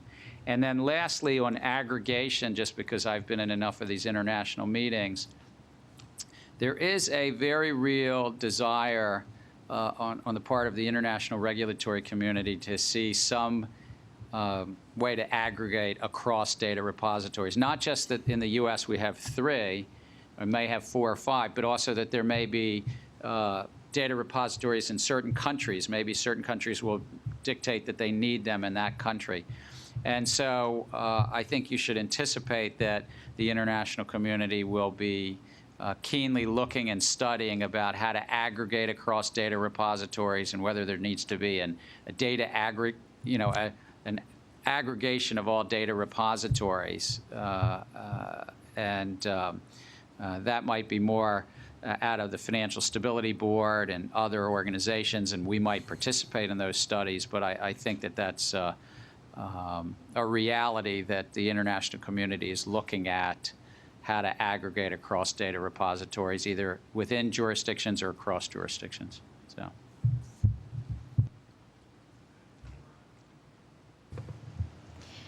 Just wanted to, add a little bit to the conversation that took place regarding the continuation data and the real-time data. Because one concern is, like it was mentioned, we can, you can do a block trade and it's reported to the CEF SDR, and then the end of day clearing takes place, either at CMEI's or LCH, and then your end of day reporting goes to another SDR. So you have, right there a fragmentation of the same trade flow. So, if the market participants had the optionality that they could tell the SDR, report my data to this other SDR, we would be able to help to keep at least the information of the same trade intact. And then, the other piece of it is, I would encourage, the CFTC or the Commission to use the market to also help with, some of the cleansing of the data, because if the data is allowed to flow back or is accessible, to the end users, we will be doing our own reconciliation, and through that process, a lot of at least, the higher level issues, will get resolved. So if, John, the 22 fields that you mentioned, making that available to the market, may help to make sure that the interpretation as it flows through, 4 SDRs in the US, it's consistently interpreted. Can we focus on that issue for a second? And what is the right level of coordination among John telling the SDR what he wants, the SDR working with end users to contribute, because there's kind of this feedback loop between the CFTC and the SDR on this, talking about taxonomy and all of the different potential ways to report it. But at the same time, we've heard from the end users, many of which who do not have a dealer currently doing the reporting for them. So they're struggling a little bit to understand what it is the rules are. That goes to Bruce's point about serving as their information source in terms of explaining what the rules actually are to a whole area of end users that are currently uncomfortable with what's going on, haven't been following it very closely, and don't have a dealer to report in their trade. So we've heard it mentioned here, both there's, Pierre mentioned it, industry leverage and prioritization, and Stephen mentioned it, and coordination among the entities. So what is the right relationship? And we've already established the SDRs, we're doing this on a bilateral basis, so coordination among the SDRs is kind of first order critical. And then what is the role for industry participating in that relationship? Can we just focus on that? Cliff, you had your card up, and then we'll go to Marshall. Just an extension of this point, and I think it's particularly apt given recent events with the quality of commonly used pricing standards and indexes and benchmarks. And the analogy to the FINRA experience with Trace, I think, is very apt. That really was, pardon me if I'm simplifying this too much, really was the equivalent of the equity ticker. The idea was in a market that had no transparency whatsoever, buy sides fundamentally were really at the mercy of the sell side as to whether they were getting a decent fill. And there was no way to do transaction cost analysis or any kind of best execution analysis. Some cynics would argue that was the reason CDS was invented, indeed, because of Trace, but I wouldn't be that cynical. The reality is, however, I think the Commission should be thinking more broadly than just what is good for the Commission's purposes as a regulator, and basically view this as an integral part of if you will, the transformation of the market by introducing transparency. A very fundamental principle. So you're going to permit buy sides and new market participants on the market making side to operate differently. Getting them involved, I think, arguably is a much better force multiplier for you, the Commission, to figure out what's really important, because what you've created is a hugely valuable data source. And it's the people that are going to be consuming the data, I suspect even more so than your own internal statisticians, that'll decide how to make this really useful. There's no shortage of data or analytics companies, and those guys are going to be viewing this as a commercial opportunity. Obviously, that you're not going to give counterparty information out, but the reality is you should be thinking, I think, very much in terms of this being the equivalent of what Trace did to fixed income, to the credit space, in basically providing a non-manipulatable benchmark that people can measure their transaction activities against. And that's a pretty fundamental part of the overall reform agenda that you guys are leading the charge on. I think more emphasis on the way people will use this for transparency purposes, I think that's a hell of a lot more important than some of the more, nitty-gritty points. And I think you can get a lot of help on that too, because there are going to be a lot of people that are going to be thinking they can make money out of using this kind of data. So I think you guys basically can enlist the help of a lot of people. It's pretty clearly our friends at Bloomberg see this as a major value add for their commercial product. They're not doing it because they want to help the CFTC, I suspect. They're doing it because they, believe it or not, want to help Bloomberg. And that's a pretty good motive to have. And as I say, the Trace experience is really an interesting one, which I think you guys should get your head around fundamentally, that this is about pricing transparency in a market that's today very opaque. And I think you should get your head around how this is going to help solve some of the other problems, page 19901, Eurodollar, the stuff that you're up to your eyeballs on.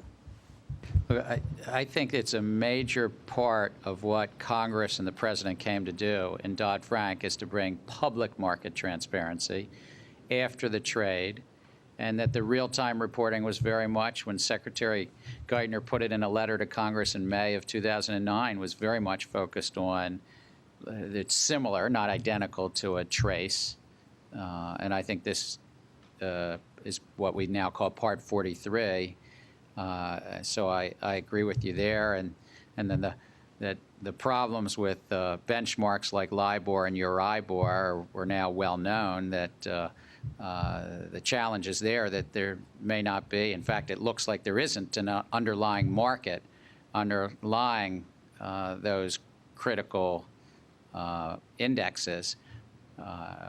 Makes them susceptible to misconduct, that people can do an awful lot of mischief when it's not tied and anchored to real transactions. Whereas putting this information out there on interest rate swaps and credit swaps and energy swaps on a real-time basis helps end users, tremendous help to end users, but also it anchors stuff in reality. So I agree. So I just wanted to just add, again, anecdotally, I mean, this was an issue I thought that in a large part, Chris, you mentioned it, had been solved to some degree maybe 2-3 years ago when this issue was finally picked up by the New York Fed. Prior to that, there was a bunch of buy-side folks, myself being one of them, who were driving a data standards initiative for various purposes. And only after the Fed came in and was worried about the exposure to derivatives, when they forced buy-side, sell-side, and I think ISDA played a key role in this, and they hired an outside consultant to help avoid the monkey chasing its tail scenario where everybody was trying to build to something they didn't really know what it was. Until that, they took a deep breath, and those folks came into a room and put a roadmap together, an outline, and really started to figure out what it was they were trying to build towards. Did they get to an end result? But it's surprising because a lot of these issues I thought would have been resolved, when we did the data standards that came out and the Fed, New York Fed, when they were looking at this issue, trying to reconcile and what have you. There's teams out there like TriResolve that have certainly benchmarked the 10 to 15 trade attributes you need to figure out whether you have the trade, the mark-to-market, so on and so forth. And a small shop like myself, I look at that report every day. I can scan it very quickly and kind of figure out where my exposures are, where they're outliers. So it sounds like we're reinventing the wheel here quite a bit. So, I mean, to your point, Scott, specifically, like, where do you look to? I would look to perhaps Carl from ISDA or whoever, because they have solved this problem to a great deal. And there's a roadmap that I think, although maybe not 100% in line with what you're trying to accomplish, is probably 80%. I just from past experience. I think that you're right to some extent in the sense that, I mean, I don't want to convey that we're starting from zero. I think, to Pierre's point, there are a lot of things that are already in existence that can continue to be leveraged. And to several people's point, part of what the challenge is how do we want to make use of the data? Because when you take something that is already standardized, you bump that against what your requirements are for the use of the data. Yeah, no, I totally get that point, but it sounds like then it's for you as the driver to tell the folks. What I'm hearing over here is we have the data, we can do that, but they don't seem to have the exact, like, what's the output, the end product going to look like? I know you can filter and do all these things, but like. Right, there's multiple facets to it. The other part of that, I think you're right. As we evolve through this process, there'll be more and more detailed requirements that people will be able to react to. I think that at the beginning, we're talking about being able to aggregate on certain data, like it laid out in the slides. But I think that those requirements will continue to evolve and become more specific and more complex, and there'll be different asks. The other side of this, though, is also the just the implementation of it. You can have a standard, but then if you have multiple people implementing that standard, you can get very different results across each one.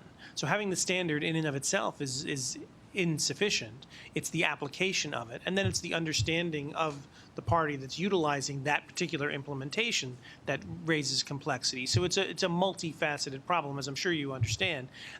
But I think the main point is, yes, we should leverage what exists and bump it up against what the particular need is. I totally get that. This will be my last comment. But then I guess I'm really confused as to where is the issue? If it's not the standardization of the data, is it because these folks aren't getting enough directive to say, hey, this is what we're going to do with the data? Like, I don't mean to be difficult. We probably, if I had to guess, are more prescriptive and more detailed than anything the New York Fed did. Probably. Back, right? And at the time we did it, we were probably a little bit weary that we were getting too prescriptive. I think what's happened is now it's a year and a half since we finalized those reporting rules, and people have gotten, they're actually doing in good faith effort. 75 swap dealers are reporting. Non-swap dealers are reporting now as well. It's human nature. Some are just reporting slightly different. And so then it comes to the data repositories to make heads or tails of these slight differences. And so what I'm hearing from at least a number of people around the table is we need to maybe, with the market, wade back into this and see where do we help standardize even more than we. So I suspect we probably are far more detailed than where the New York Fed once was, but that's because the markets now have a legal requirement, and that was a voluntary requirement, and we've moved 4 or 5 years on from it. John's identified 22 fields, which are the first fields to work on. They're not the only fields long-term, and it's really trying to work through. I wonder, John, to Sabrina's question, whether you can let others know what those 22 fields are. That's up to you and the SDRs. I don't, have some way to let others know, but. Yeah, I think that's something that we should actually take up and figure out. I mean, because really what we're striving for is to improve quality. So sharing, the more information we can share speaks to the transparency initiative and helps us get there faster. So I would agree with that. Yeah, and I think, then just also making it mandatory that SDRs allow the optionality of what, where you want the data to be reported will help with the data integrity. So just as an example, if we traded on Bloomberg and they reported a real-time trade, to their SDR, but we said that this is going to clear at CME, please report it to the CME SDR. You have your data contained. There is data integrity over there. We're able to validate that the whole trade flow is either good or bad. That's just going to help your process when you're aggregating the information. That one forced linkage will force standardization among all the SDRs, because otherwise the market will not trade on those SEFs or participate with those SDRs if they can't cross send the data. SDRs want to take that?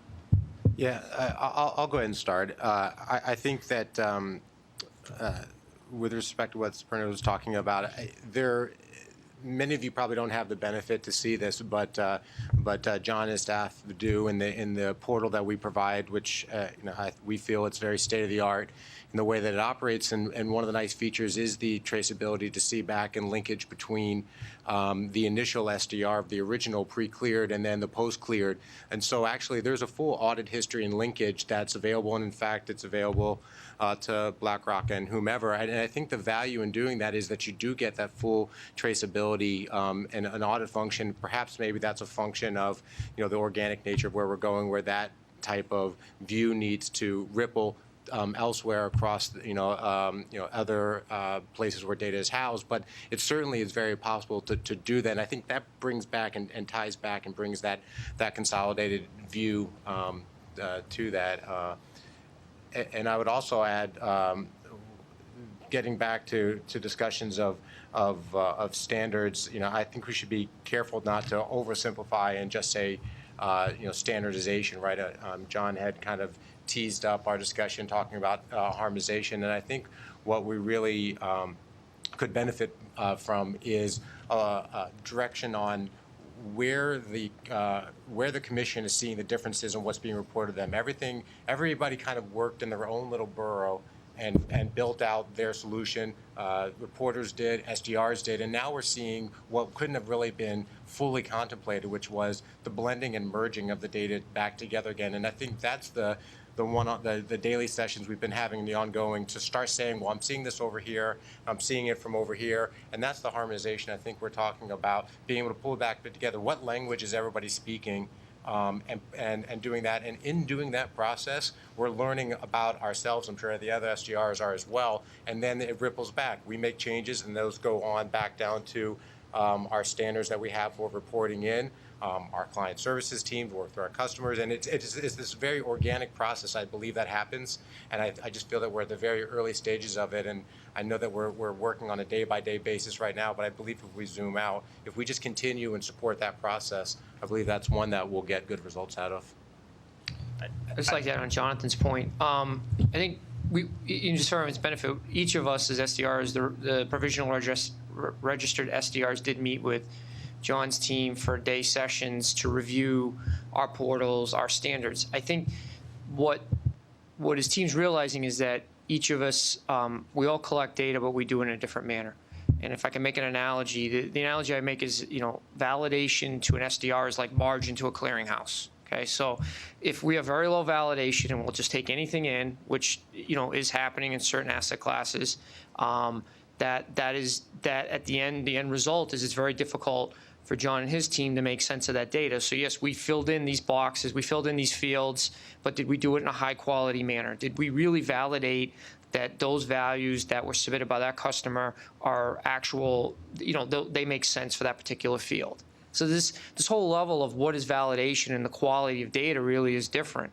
Particularly even for us on the CDS side, if you can clear a trade, then obviously it should be of a high quality for an SDR.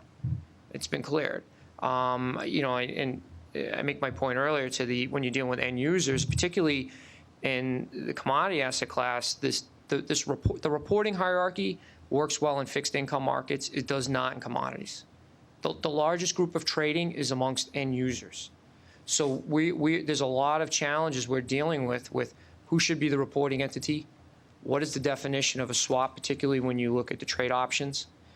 So there's a lot of confusion there. I think by and large, the common trade types are fairly easy, and those trades are coming in. Now that we were close to getting live and then we're delayed, people have postponed dealing with reporting the hard trade set. Greg, did you want to make a comment? Yeah, two comments. One is I know the issue of consolidation of the data post-novation. I think Superna raised that, which is the choice to send a trade to the clearinghouse that is also operating an SDR. And I can see some of the logic behind that, but I think it belies some of the policy concerns and the Commission's directives on this point, which is that the CEF does have discretion to report to an SDR of its choice. But also, I think the underlying concept is that you would have multiple SDRs out there competing in this field, presumably to offer premium services, and you wouldn't get into the scenario of having things consolidated within limited number of entities. So that's first. The second, I wanted to revisit something Commissioner O'Malley started with several minutes ago, which is as a CEF, or pardon me, as an SDR that's hopefully coming to market soon. As I sit here from a practical standpoint, there are a lot of ways to get to the standardization issue, but I would love to get some coordination feedback from the Commission as I go back and work with our Chief Technology Officer to put together these fields as a very, very practical matter of wanting to get this right. So I know in certain instances on your, I think it's attachment A to the Part 43 with the fields, there are some suggestions. So for date and time, I think it's the UTC standard that we can take the lead on, and it's a well-recognized standard, so we know how to do that. If there are other examples, which it sounds like we're trending towards getting those examples or guidance to do that, we very much appreciate that. In other words, I think we can dialogue. Again, we're not in the provisional status yet, but we hope to be there. But we can dialogue with our fellow SDRs how to get there. But I think having this triangulation with the Commission is essential because, you can get astray here. And if there's, and I understand there's been some bilateral ad hoc conversations. We're not yet an SDR, but I think you lose something when you have these conversations separately, individually, and understanding it's working through the process. But we need sort of this collective guidance or judgment and expectations from you as we, particularly us, come to market with our SDR. And I think having that sort of level of specificity is going to be critical for us. Okay, I asked John to pull up this slide 4 again to go back to these original questions. It says CFTC must set the course of action for consistency in data. So let me ask the SDRs, of the 4 of you, do you feel that you have a uniform process among yourselves, consistent with the CFTC, to establish a process with submitters to ensure the quality of data flows in? Do you believe you have all the direction you need on that? I can take that first if you like. I think that the dialogue that we've been having with the Commission over the last couple of months has been very, very useful. We'd heard, obviously, comments around the fact that the data cannot be used and it's poor quality data. So we really asked for some focus and prioritization. The 22 fields are going to help. I do think we need to do a gap analysis. I don't think we actually know how big or small the problem is at the moment, and I think it's important for each of the SDRs to actually do that analysis first of all. How much of by asset class, how much of the data already has standards that are being complied with, and then what's the population that doesn't? For the population that doesn't, do standards exist already, in which case we can start ratcheting up monitoring and working with the industry on the usage of those standards. Where they do not exist, we need to then work with the industry on creating those standards and then going through the monitoring and validation process. So, to answer your question, I think we've got more guidance now. I think we need more cooperation, not just bilaterally. Specifically with who? Sorry? Specifically with whom do you need this cooperation? Amongst the SDRs. Yeah. I think to understand where I've got standards, whether or not everybody is using the same standards would be extremely useful. That, by the way, doesn't mean that we all have to. It just means that if we've got different standards, we need to be able to map that. Mm-hmm.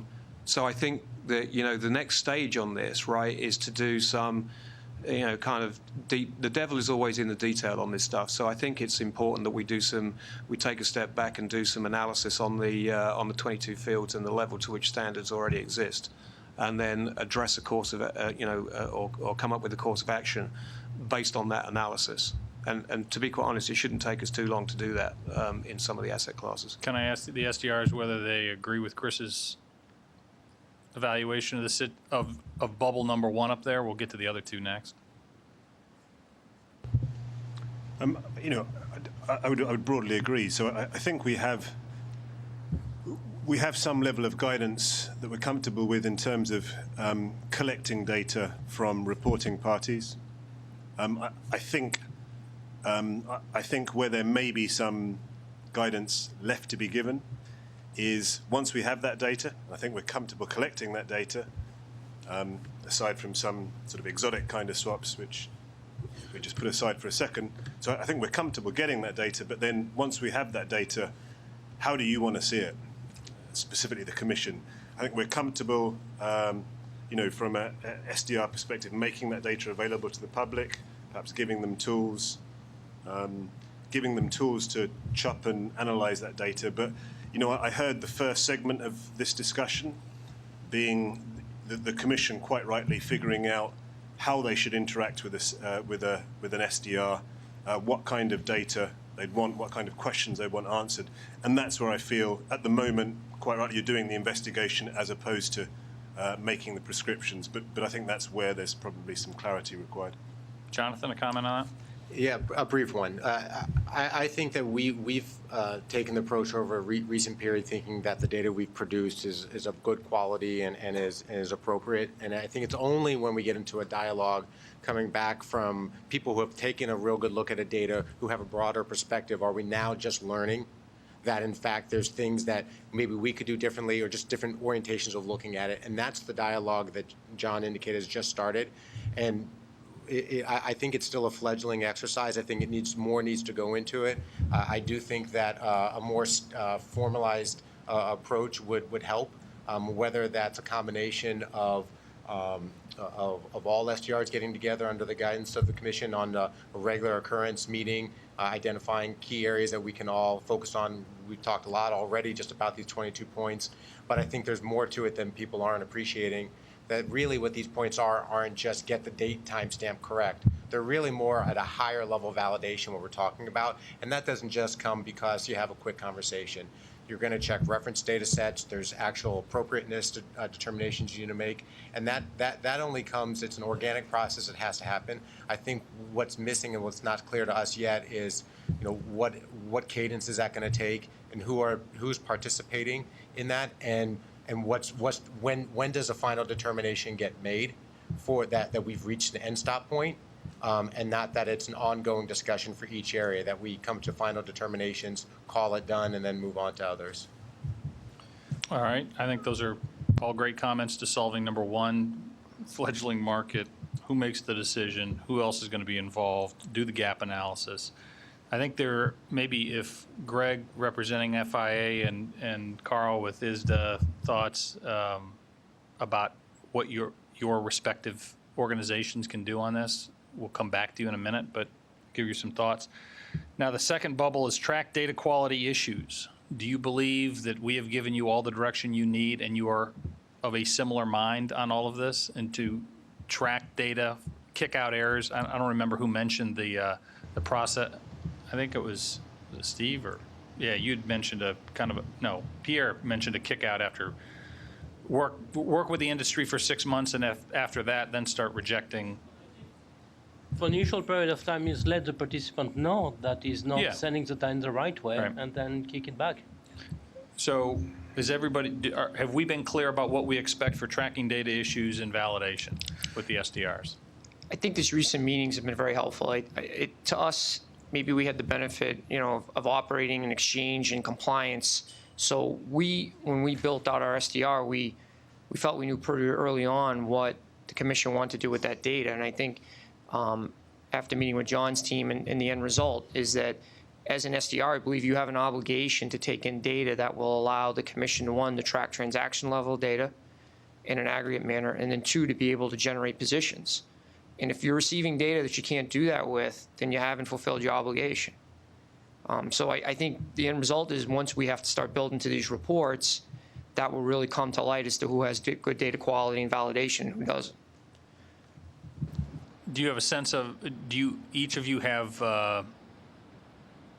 kind of a screening process in which you can reject bad data coming into your SDR? Yes, we do. CME does? We do. DTCD? We do.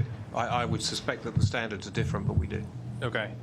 Absolutely, we would expect we would have that. I mean, it's within our environment today for a lot of other reasons. So we would have those risk tolerances and quality assurances around the data. John, do you have a sense of whether they're uniform? I have a sense that they're not. Okay, keep working on that one. Not saying anything about yeah. which one is, better or anything. So the last one is provide information to the commission on data quality trends by submitter. Is that some of the one-on bilateral discussions? Are we been having some of these things that we're having a better sense, and I guess why we've honed down to 2 points?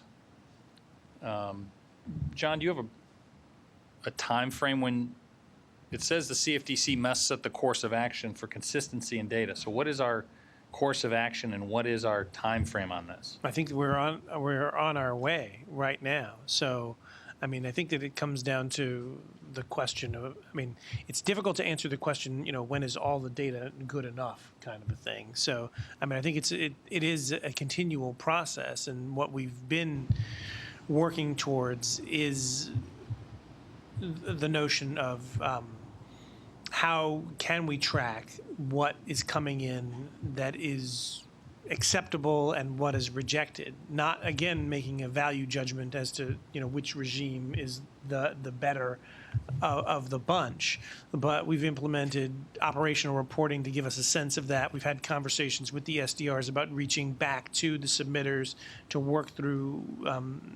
data issues, and I think that's going to be an ongoing process. So I would say that it is already underway. But I think that the proof is going to be, as we get these reports, we should be able to see a trend of issues going down. And right now, I still think we have work to do to get the reporting where we want to see it by submitter. And I would think that should not, I would ask the SDRs the question about that. But I would not think that would take a long time. And then we need to be doing a trend analysis on this data to see if we are making progress. I don't think you really ever get to a zero state with any data, but you want to be making sure that you're moving in the right direction. I would expect it to go down because we have just started up a new system, and people are going to have to adapt their existing systems to feed into the new SDR repositories. And when's that going to happen? So I'm going to throw that over the other side of the table. I guess I would say that we already have reports on operational reports on transactions, what we're accepting, what we're rejecting. I think that there's going to be further discussion about harmonization around what is the appropriate level of acceptance or rejection. I don't think that we're necessarily going to get to the same place across the board, but I think we'll find perhaps a balance there. The thing that I would throw across the table is if we're talking specifically about the report that shows you acceptance and rejection by submitter, that's a report that we have not seen yet. So that would be something that would have to be produced by each SDR. It would be a new requirement. So the question would be. I'm not interested in new requirement whether there's. I want the data. We don't. I understand we got to validate whether they're accepting good data or not, but. And to create a new requirement when they haven't, we haven't given them enough information to fill the current requirements. I want to get to good data. What is the process to get there?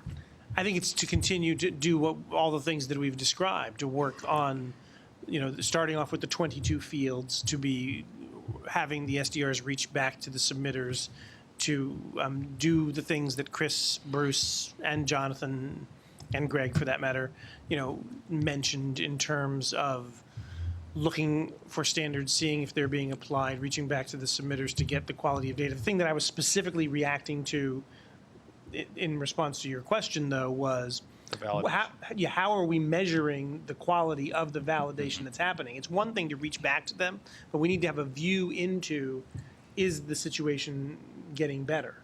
And that's the thing that is feedback that we need to get. Well, I would just say we have a compelling reason to make sure the data that we're getting, not just as an SDR, but as a data and analytics company, to make sure it's of quality.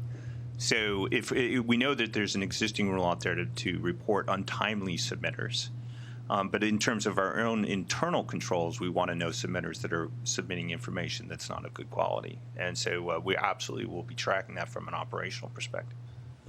And I would expect that each SDR has a similar driver, and the only thing that I would add to that is we would like to see that as well, because we would like to see, to address the issue of data quality, we'd like to see, real measures that show that the quality is increasing. Us having we talk about transparency in a variety of different aspects.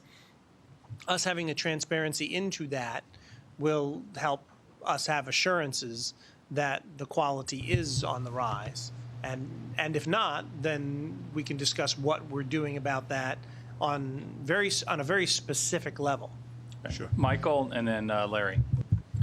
Yeah, just a point of clarification. It might make it easier. So there are various types of standards that exist. They're not the same, and they're causing a lot of confusion. So I'm going to suggest that there are 4 steps in this chain that we have to address. So the first one is the original contract between the counterparties defines the data concepts, and that's precise as drafted by the counterparties, no matter how bespoke the contract. The language to express those concepts is a standard for meaning. It's semantic. And I know we manage, that's an ontology. The mechanism to transmit those standards is a message. And there are format standards like FIX and FPML that are used. So the format standard is not the same thing as the contractual or definitional standard, but they can be aligned and they can be mapped. It's the translation of those concepts in the contract, or your 22 data points, that need to be translated into the standard language. That has to be separated from a calculation process or a derived data formula. That then is mapped to a standard format, and that's the objective. And you can't short cycle that process. And right now, we're kind of missing that language ontology translation process to align the meaning of the data that's transmitted in those format standards. But it is possible to do, and that's the kind of thing, the direction that you need to head. Larry? I want to reinforce, I think, something that Superna said. You've been talking a lot about validation, and validation is incredibly important. but you can't forget about process too.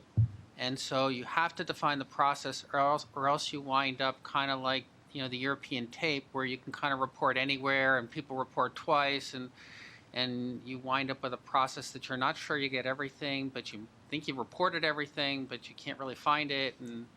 And so you really need to define the process, and that's actually going to be hard, because that might actually impact, you know, the competitive nature of those guys over there. Yeah, if there's just one thing I can add on to that. If you look at like the evolution of electronic trading, and I know it doesn't quite apply in the same way to reporting, but you come across multiple standards. Everyone has their own standard for doing something, and over time you end up with a best of breed.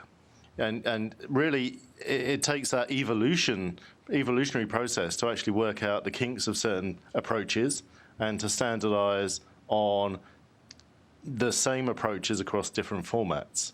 I think the problem we have here is we don't have the time to go through that evolutionary process.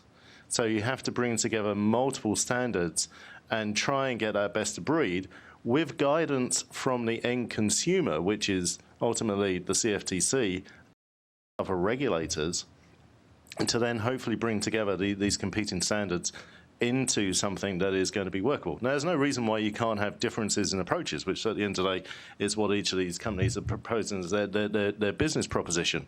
But I think the message here is we need to work together to close the feedback loop from both the end user of the data, the end user of the swap on the asset managers, and the providers of data to all work together very quickly to get that standard together. And if I may, I would harken back to some of the comments I shared in the beginning, which is that I think that's, if you're looking for a place to maybe solve a little bit better, it is between the end customer and the commission and the SDR providers. It's 3 current SDRs and 1 end customer. There's 4. There's plenty of precedent of taking data in, doing the transformations that are necessary to represent it in the way that is most consumable by the commission. And I think that's something that, you know, we could do more rapidly than trying to move, you know, a marketplace. And I would also call back to a comment I made too about not to try to avoid, you know, the hard work that has to be done for end user reporting that will persist beyond the emergence of CEFs, but the CEFs and their reporting does present a unique opportunity to try to solve for what I think is a fairly widespread issue that we can consolidate down to a far fewer number of participants. And I think that that's something that, you know, we have an opportunity now to learn from how end user reporting has gone and move to CEF reporting in advance of that happening, and make sure that the reporting that we'll get out of CEFs that will come online are consistent with what our expectations are. So I think if we can learn something from the experience we've gone through thus far and move that forward to the next phase, I think we would, you know, find a lot of benefit from that, and then still continue the end user work, in parallel. If I may just add to the last 2 comments as well, we're making this sound like it's kind of one validation, right, applies to all. We've got 5 different asset classes here, and we run the gamut from electronically executed to bespoke trades. The level of standardization and the level of validation that you can actually apply is different based on that continuum. So it may not just be one SDR versus another SDR. It's the type of trades that you're trying to report on and the amount of activity that's required on that different continuum of trades is something that we all need to continue to work on. As I say, the stuff that's electronically executed, cleared, e-confirm is pretty standard right now. And that comes to the point about the Fed getting involved in the credit world. The other end of the continuum is not so standard at the moment, and we would need to continue to work on that. I think, hearing what everybody has to say, we all agree that aggregation of this information will need to take place. So as we determine what's the best place for that aggregation to happen, if, cost-benefit analysis is also a part of the equation, that will be helpful.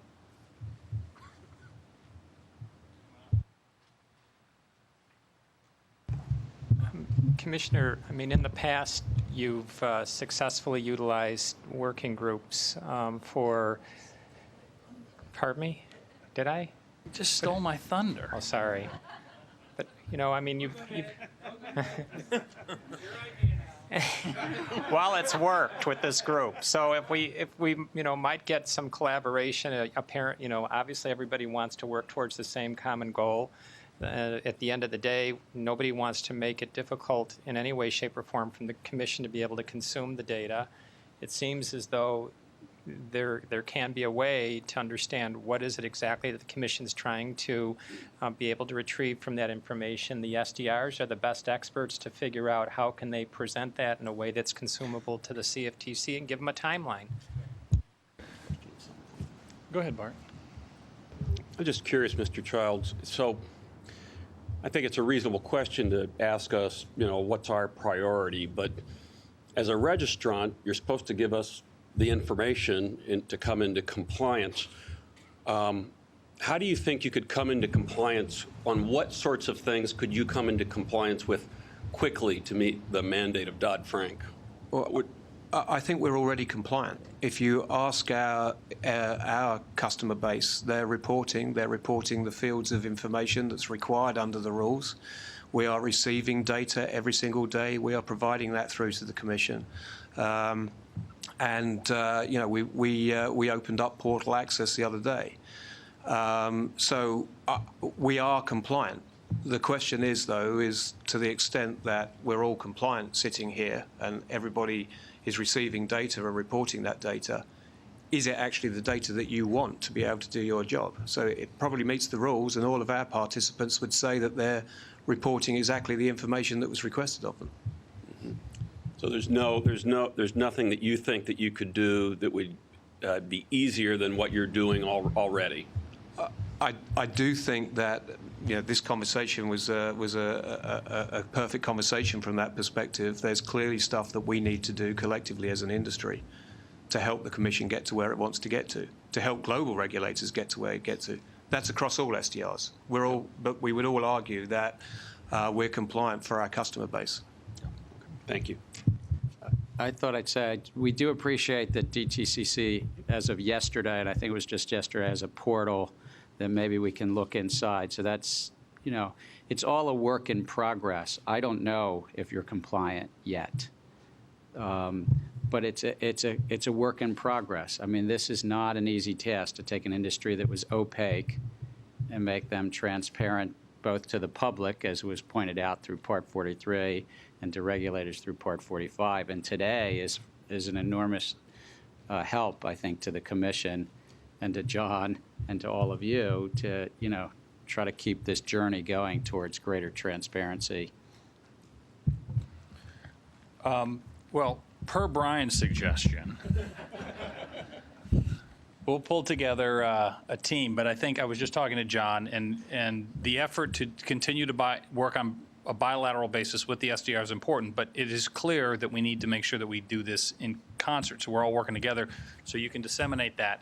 What we were discussing a little bit here was who are the right submitters to have in the room, and to make sure that that's an effective tool. And I think we're interested in having the right people, and to make sure that this is a very manageable process. I think, Chris, you pointed out it's important to do a gap analysis, but it's also important to ultimately the Commission needs to make a decision, and you all can talk about it and you can come up, and consensus will be very difficult, but we need to make a decision, but based on some of the input that you all are providing in working with the submitters, dealing with the submitters directly in order to make sure that they have, you know, they can comply with this, do some analysis about the most efficient, cost-effective way to get the data that we need.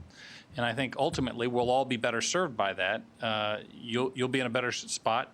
The SDRs will be fully compliant, and we'll have the data we need. So everybody wins in that situation. But obviously a lot of conversations have to happen. So John and I were going to work on to make sure a solution so we have the right staff in the room working with the right SDRs and the right participants, and we'll try to figure that out and do that immediately, and not, this isn't months, this is within weeks. So we'll continue to work with that. We'll obviously work with DMO to make sure that they've got the people, to make sure that we're following the rules as they wrote them. Rick, I don't know if you want to mention anything for the good of the order, otherwise we're going to go to break. All right. We're going to just do 10 minutes. We're already over again. So thank you. And then it's the topic that. No. It's not. It's no. Oh, gosh. He just puts it off. All right.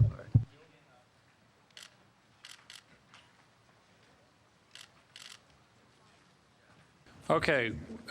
Next presentation we have is from TradeWorks, and they are a technology firm that has won a contract to provide the SEC's Division of Risk Strategy and Financial Innovation Division of Trading and Markets with an equity and equity option market data collection and analysis system that combines access to data services, applications, and related databases, and provides the SEC staff with the same speed, ease, and reliability of data collection and analysis that is available to the most sophisticated of market participants. Now, the reason I've asked them to come here is to, once we get our data sorted out and we're able to use it, this is the potential. This is the value that we will have at the end of the day. This is something we will be able to use going forward. So I've asked Mike to come in with and his team at TradeWorks to give us some insight. And since we're over time, bear with Mike as he tries to fly through this thing. And if you have any questions, ask him afterwards. Thank you, Commissioner, and thanks to the Commission for giving us this opportunity to present. I'm going to go really quickly today. I know we're behind time, and a lot of important information has been transferred today, but I think it'll be helpful to give you just a quick picture of what we've done, how we've helped the SEC accomplish their mission, and possibly give a vision of how we might be able to, the Commission may be able to reach the same sort of visibility in the future as this project you're embarking upon proceeds. Quick background on TradeWorks. We were founded in 1999 as a financial technology company. We provide the fastest commercially available trading platform in U.S. equities, which currently processes about 5% of daily U.S. equities volume, both from TradeWorks' trading operations and a group of extremely demanding institutional traders. And we provide the Midas analytics platform for government and private use to the Securities and Exchange Commission for visibility into the equities and options markets. Just going to take you back to May 6th, 2010, the flash crash. What you see is a graph of the evolution of S&P 500 throughout the course of the day, and you see a big dip around 2:40 in the afternoon. How bad was it? SPY plunged 4.7% in 3 minutes and the S&P recovered 5.4% in the next 3 minutes. During that day, 3 billion equities messages were transited the markets, and 300 gigabytes of equities market data was created. Millions of messages per second in the peak message rate. And to a regulator, there's a challenge here. How am I going to make sense of all of this? One question a regulator would definitely want to ask in this case is, how did liquidity in the marketplace evolve during the flash crash? What does it take to answer this question? You've got to analyze every price tick across 5,000 plus stocks and possibly 500,000 options, billions of data points. Is this an impossible task? Well, here's the answer. What you see here is a graph with the number of stocks trading at a penny spread at each time throughout the day. It's superimposed on that S&P 500 graph, but the green line shows essentially can be viewed as a proxy for liquidity in the market. And you can see that there's a big dip in liquidity at the time of the flash crash. This would be important information for a regulator to be able to see, but it could be very difficult to get them. Without the appropriate type of system, it could take weeks, if not months, to accomplish this. But with the type of system, with a system like Midas, it can all be done in 2 lines of code and take not weeks, not months, but around 2.8 seconds to answer that question. How do we do this? It starts with a data collection network. We have to collect the data at the market data centers, in our case, for minimum latency and for the best quality.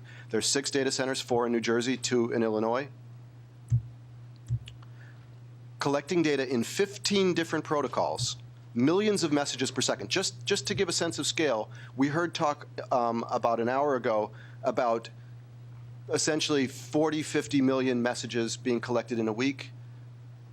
To give a sense of scale, in the equities and options markets, we're looking at 40 to 50 million messages in a typical busy minute. So it's a lot of data. We've got to capture, we got to store, and we got to analyze. And I'm just going to take you quickly into each of these steps to give you a sense of what can be done.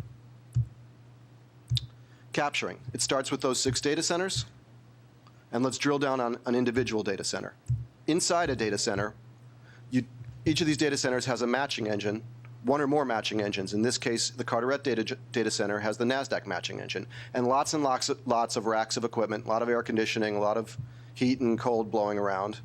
And inside the matching engine, of course, you've got all the books. It matches all the trades. It generates feeds. And individual traders, here represented by a TradeWorks computer, for example, might send an order and receive data feeds and executions from the matching engine. It takes very, very fat pipes to collect this much data. So we have 10 gigabit or even 40 gigabit cross connects into these matching engines.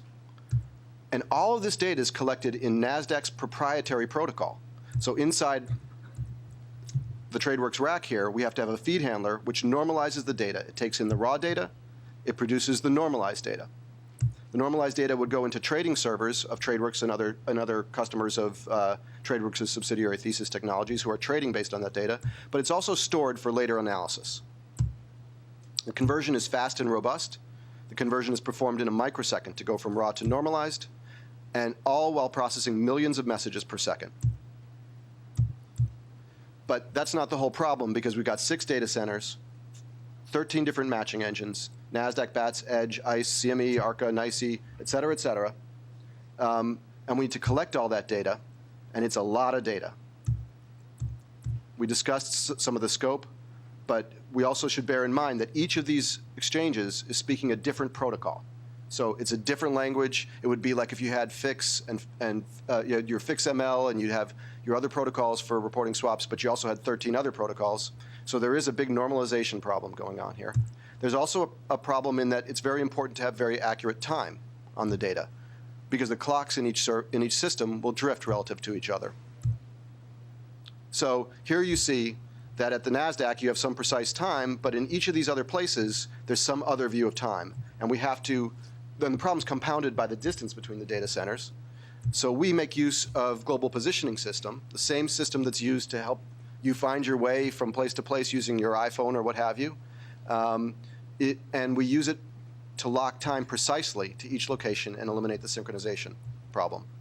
Then networking. We have to have very, very fat pipes between each exchange. And for minimum latency between New Jersey and Illinois, we even have a microwave link because it's much lower latency than the available fiber lines. But the point is that we can produce a complete and accurate and precisely timed picture of the markets at each location at any moment of the day, down to the microsecond. Now let's focus a little bit on storage, because we talked about how much data that the Commission has to collect and has to analyze, and we have a similar problem on a larger scale in terms of volume in equities. Let's take a look at that TradeWorks rack where we were collecting the data. And what we have to address is, if we're going to store all this data, do we want to store it in each of these data centers? These data centers are very expensive and have very limited space, because each of these data centers are specialized to manage the exchange, or to hold the exchange that's at the location, and to hold everybody else who wants to interact with that exchange at the same location. And so the space becomes limited and it becomes very expensive. And another problem with it is, if somebody in, for example, the SEC or the CFTC or a customer of TradeWorks or subsidiary Thesis wants to access this data, they would have to be physically located in the same data center to access it. Our solution to this is to move to the cloud. Cloud computing is a relatively new concept. I would say that the concept really was broken open in, say, 2007 when Amazon Web Services was born. Amazon basically took its retail infrastructure, its infrastructure for managing its retail business, and decided to make that infrastructure available as a service to other people. When it did that, it opened up sort of a new front in computing where it is no longer necessary for somebody who wants to build out a set of servers or a set of storage to do so by obtaining space and then buying equipment and then hiring people to put that equipment in and manage that equipment. Instead, you can leave that all to the cloud provider, for example, Amazon. And when you want servers, you simply run a command or bring up a web interface, and servers are automatically spun up. Because their infrastructure is so large and so scalable, however much resource you might need, it's still small compared to what they have. Advantages of the cloud: low cost, scalable redundant storage, scalable computing, as I mentioned, and easy collaboration. So it's easy to share huge data sets. TradeWorks was an early adopter, adopting the cloud, the Amazon Web Services Cloud, immediately after it was created in 2007. What we do is we take our data that's at these 6 data centers, we chunk it, compress it, and transfer it into the cloud, and then the cloud magic happens. Let's talk a little bit about that magic. The data is collected in the data centers, transferred into the cloud, placed in a large, scalable database, transferred into data servers, which filter and cache the data. Then, when, for example, a TradeWorks analyst wants to use the data, that analyst can log in to an analysis server, and queries go out, filter data comes back, beautiful graphs come back, everyone's happy. Now, what happens when we have additional data sets, additional users? Because we're using the cloud, we simply put those data sets in the scalable storage of the cloud. We don't have to make a big capital investment. We don't have to have a long planning cycle. We just demand the storage, and it's there for us. We fire up more data servers. Our analysts come in. We fire up more analytic servers. And all of this just interacts with each other in one seamless way. I'm going to go, again, trying to go as quickly as possible, focus for a moment on analysis. The data can be analyzed on multiple levels. At the highest level is a graphical order book viewer, which lets you view the depth of book at to any level of detail, single exchange, multiple exchange simultaneously. Timestamp to the microsecond. You can move forward, move backward through time, watching the market evolve. You can answer questions like, visualize the order book dynamics surrounding a flash crash. See how locked or crossed markets form and are dissolved. But if that visual representation is not what you need, but you need a statistical cross-sectional view of the data, you can drill down into an interval data research platform, which looks at the data on a 1 second or a tenth of a second or a millisecond basis and lets you cluster and partition the data, lets you do cross-sectional analyses, and lets you interface with, for example, tools you might have on your desktop like Python or R or SAS. And finally, if you need, and using that type of system, you could answer a question like, on a typical day, does SPY lead E-minis or do E-minis lead SPY? If you want to go down to the next level and actually examine the market data on a tick-by-tick level, we have the Tick Data Research Platform, which includes a pattern recognition capability and a state-of-the-art multi-exchange simulator. So you can go from the highest level to the lowest level, and there's always a tool for that level. Now, let's take a look at how we helped out the Securities and Exchange Commission with their data issues. It starts again with all this data being collected in TradeWorks' network and transferred up into the cloud. Along comes the Securities and Exchange Commission, and they need access to this data, but it is petabyte of data. It is an enormous amount of data. It would fill racks and racks and racks of computers. And to move that all into the Securities and Exchange Commission's data center, well, let's just say that I don't think this project would have happened if we had to do that. Instead, what we did was we created a private area within the cloud specifically for the Securities and Exchange Commission, because it wouldn't do for the Securities and Exchange Commission necessarily to be using servers inside the TradeWorks cloud. Sorry, I don't have a pointer, so I can't point. The Securities and Exchange Commission has very specific security restrictions and limitations. They want a FISMA moderate system. They have various standards that they must meet, and we have to comply with those standards if we're going to provide anything to the Securities and Exchange Commission. So we created within the Amazon Web Services, using their security tools, a virtual private cloud set up specifically to the SEC's demanding security standards. Then we began to transfer our data into that cloud, spun up data servers specifically on behalf of the SEC, caching and filtering the data.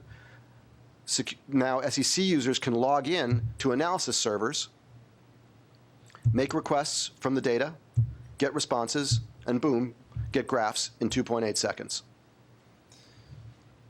I think a couple of points I want to make here.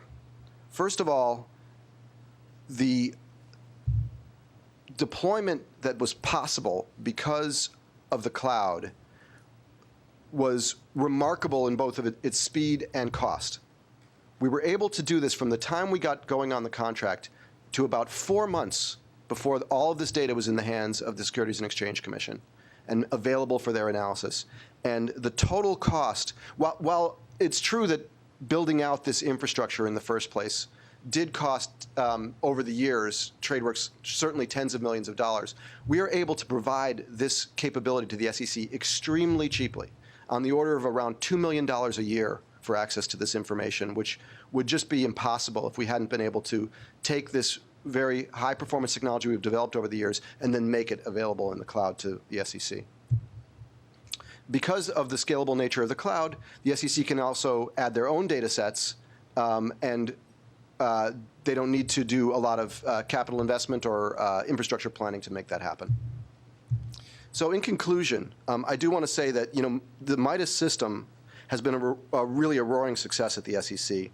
Many more users have jumped on than we expected, accessing the platform from all over across the agency.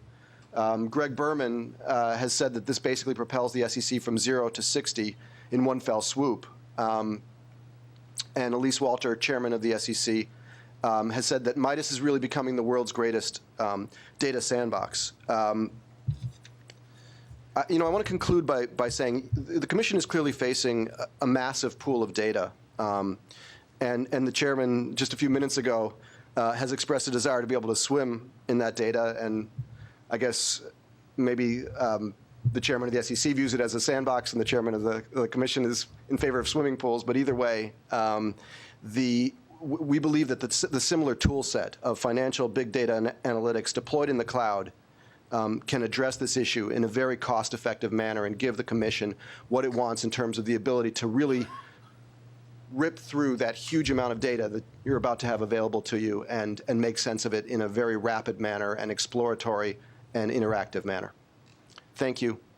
And I'm happy to take any questions. Commissioner, it's up to you whether there's any time. I think we're going to reserve the questions, but I really appreciate you guys coming in and providing us kind of some perspective about what ultimately is possible once we get our data pool or sandbox in order and fully utilize it. So let me turn now to our final panel, and this is a discussion of the Technology Advisory Committee. You all are the best and brightest in this field, so I just want to have a discussion with everyone here about their thoughts on the events of April 23rd, because shortly after 1 p.m. that afternoon, hack on the AP Twitter feed with an estimated 2 million followers seemed to initiate a $100 billion move down, which recovered 5 minutes later. The S&P dropped 11 points, 0.6%. The Dow dropped 144, down 1%. And the CME also witnessed drops of similar 1% fall. Now, the Twitter hacking is a good example of the challenges we face on a daily basis from a variety of new electronic sources and the inputs that have an instantaneous impact on an unprecedented scale. The fact that $1 billion in value can be erased from investments is very disturbing. So what I wanted to figure out and what we thought we'd have a discussion about today is your thoughts on it, and think about different things about what the right appropriate regulatory response is. How do we deal with these scrape and trade algorithms that automatically read electronic messages and trade on them?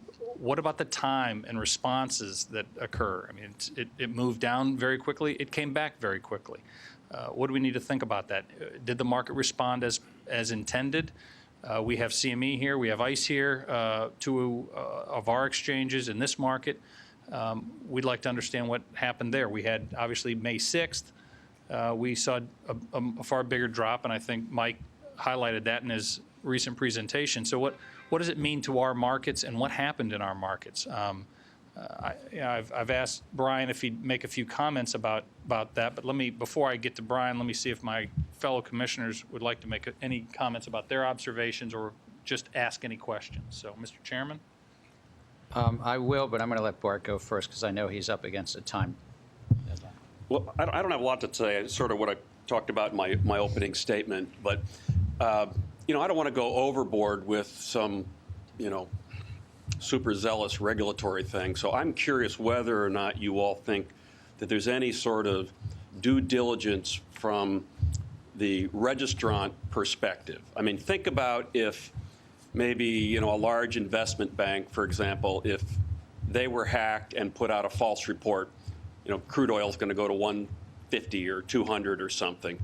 Or think about this hack attack if it was done in concert with other news services. Now, we don't regulate news services, but for the folks that are trading, is there something that we should do in addition to what we already have? So, for example, our false reporting, 6C1A, our false reporting standard, it's not just for intentional giving information out that may be false and move markets, but it's for reckless. There's a reckless standard there. So is that something we should look at? I really don't know the answer, but I'm curious when it's appropriate to hear what you all think. I'm interested in what you have to say. I look at this, and I think there are operational risks. As I said earlier today, the Financial Stability Oversight Council, which I'm honored to be on, identified this as one of the 7 themes just last week in our annual report. Operational risk in technology, and that happens when somebody can hack into a system, or whether there's just human error that a bunch of trades are put into a system. And then over the last 18 months, we've had numerous reminders of these operational challenges, mostly in the securities world, not in the futures world. But we're not immune from the same issues of operational issues. In this circumstance, there's also false reporting that hacked into a system.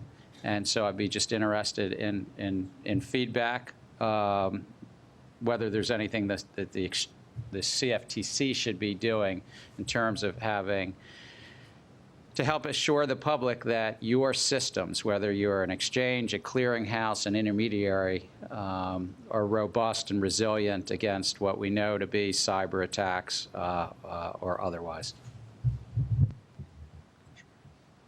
Brian? Thank you. First of all, just taking the E-mini S&P as an example, during that 5-minute time period, the market actually traded from 1573 down to 1557, and then it retraced back up to 1573, as you alluded to, in 5 minutes. That was a 1% move in the marketplace. And as you know, we have a number of controls that we have in place to deal with aberrant movements in the market, and those are really calibrated, very much mirrored towards a big drop or gap in market performance itself. We did not see that at all in the context of the movements that we experienced that day, and so there was a great deal of liquidity as the market was breaking, and it was, while it was rapid, it was orderly in terms of tick-for-tick trading occurring on the downside, with some movement upwards, a continued downside, and then a retrace back up. So throughout that whole period, there was never a gap or a huge aberration in terms of the market itself being able to respond to those movements. Obviously, the market did respond to news, and once that news was corrected, you saw the market also responded accordingly.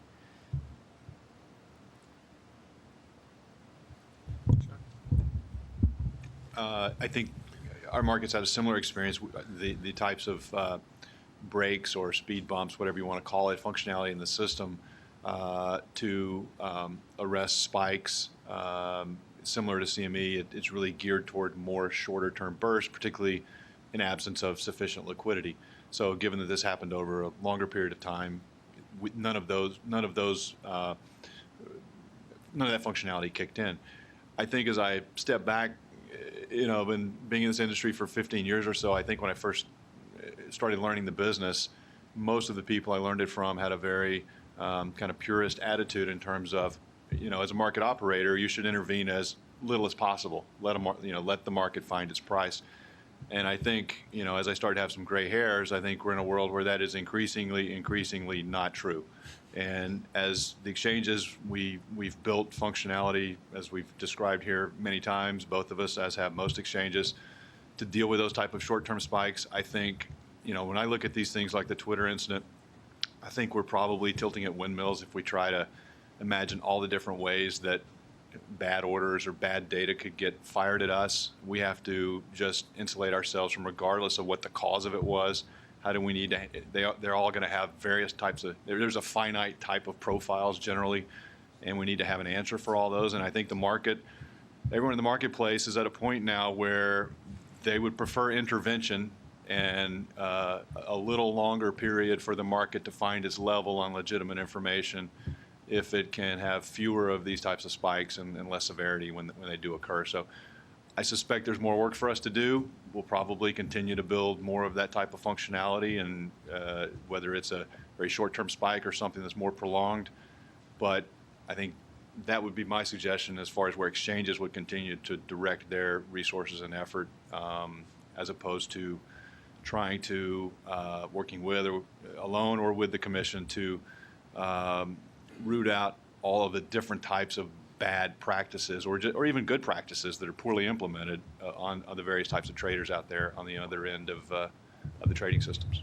So Chuck and Brian, I mean, the market was resilient. That's a good thing. It went down and it came back up. But I mean, people did lose money. I mean, it's not like the same, people had stop loss orders in, if the price went down on whatever it was, they may not have gotten back in. Now, a lot of cheetahs, a lot of HFTs may have been in on the downside and in getting back. But my question is more like, should we explicitly require under our false reporting to include social networks? I mean, I think it seems to me it's a confluence of, if you're a registrant and you have a Twitter that you're using, and Twitter today just said, expect more of these things. And how they get in is so simple. I mean, we all see it. It's this spear phishing where, it's like I send something to Commissioner O'Malley and he thinks, oh, it's Bart, and he clicks on it, and then they're in. And by the way, we've had something similar happen even here. So, I mean, I'm not just saying this is like, bad companies or anything. I mean, it happens in government. Heck, it happened with the FOMC minutes. So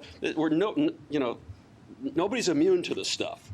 But I'm questioning whether or not we should have some sort of specific requirement, perhaps under our false reporting, that says if you're reckless and not having supersized cybersecurity or something else that would allow your systems to be hacked, then you could potentially, be penalized. I'm not saying we should. I don't know. But that's my specific question. And I don't know if you guys, if Brian or Chuck has a view on it, but I'm interested in other folks too. Evelyn?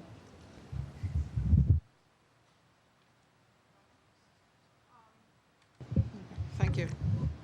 In thinking about like the Twitter attack, I mean, one of the things that seems to be the common thinking now is that it was just a hack, just a hack out of Syria, whether it was malicious, some kids playing, or, hackers trying to outdo each other, we don't know. But I think to the question at hand and the question whether or not we should apply regulatory dictates, I think we have to think about the pure hacks and whether people use these types of techniques to actually try to manipulate the market.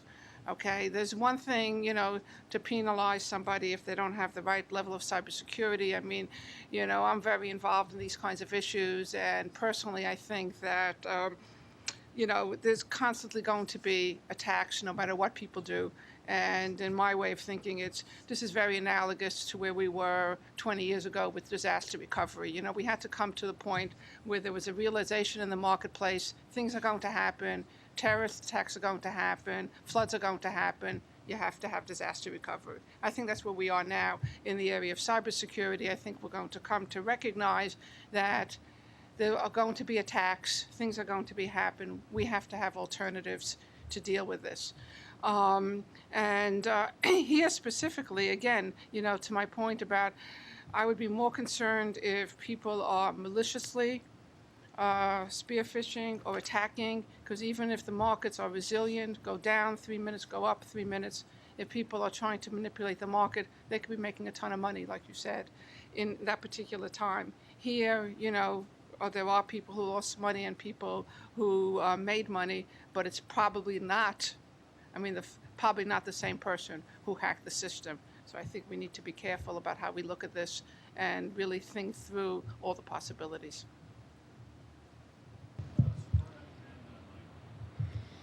This is obviously a very difficult problem, to be able to solve for. But one thing that I'd just like to discuss is, as we break it down into its different components. One is the source of information. So the source of information, happened to be Twitter, and whether that's used as a reliable source of information to drive a trading strategy, that's questionable in itself.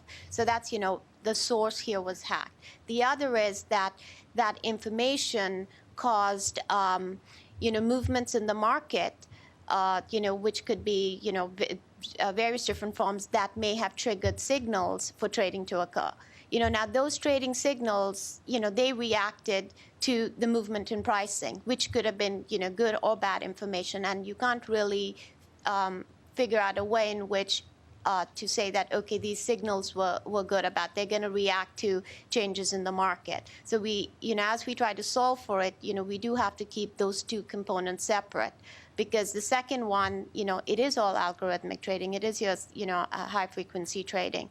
And we want to be mindful that we don't in any way harm that end of the business because of erroneous information, whether it's Twitter or somewhere else, driving, the markets to react. Michael? Yeah, two things. One is historical. And in the 18 years that I spent at the CME, there were a number of times where there were rumors. In fact, I think it wasn't uncommon for the president to be assassinated a couple times a year. So these rumors started. In Rumorville. Oh, in rumor. Sorry. Okay, Yeah, you know the history. So the point is I don't know of any case. It wasn't my job at the time, but I don't know of any case that those rumors were ever tracked down. The origins were ever tracked down.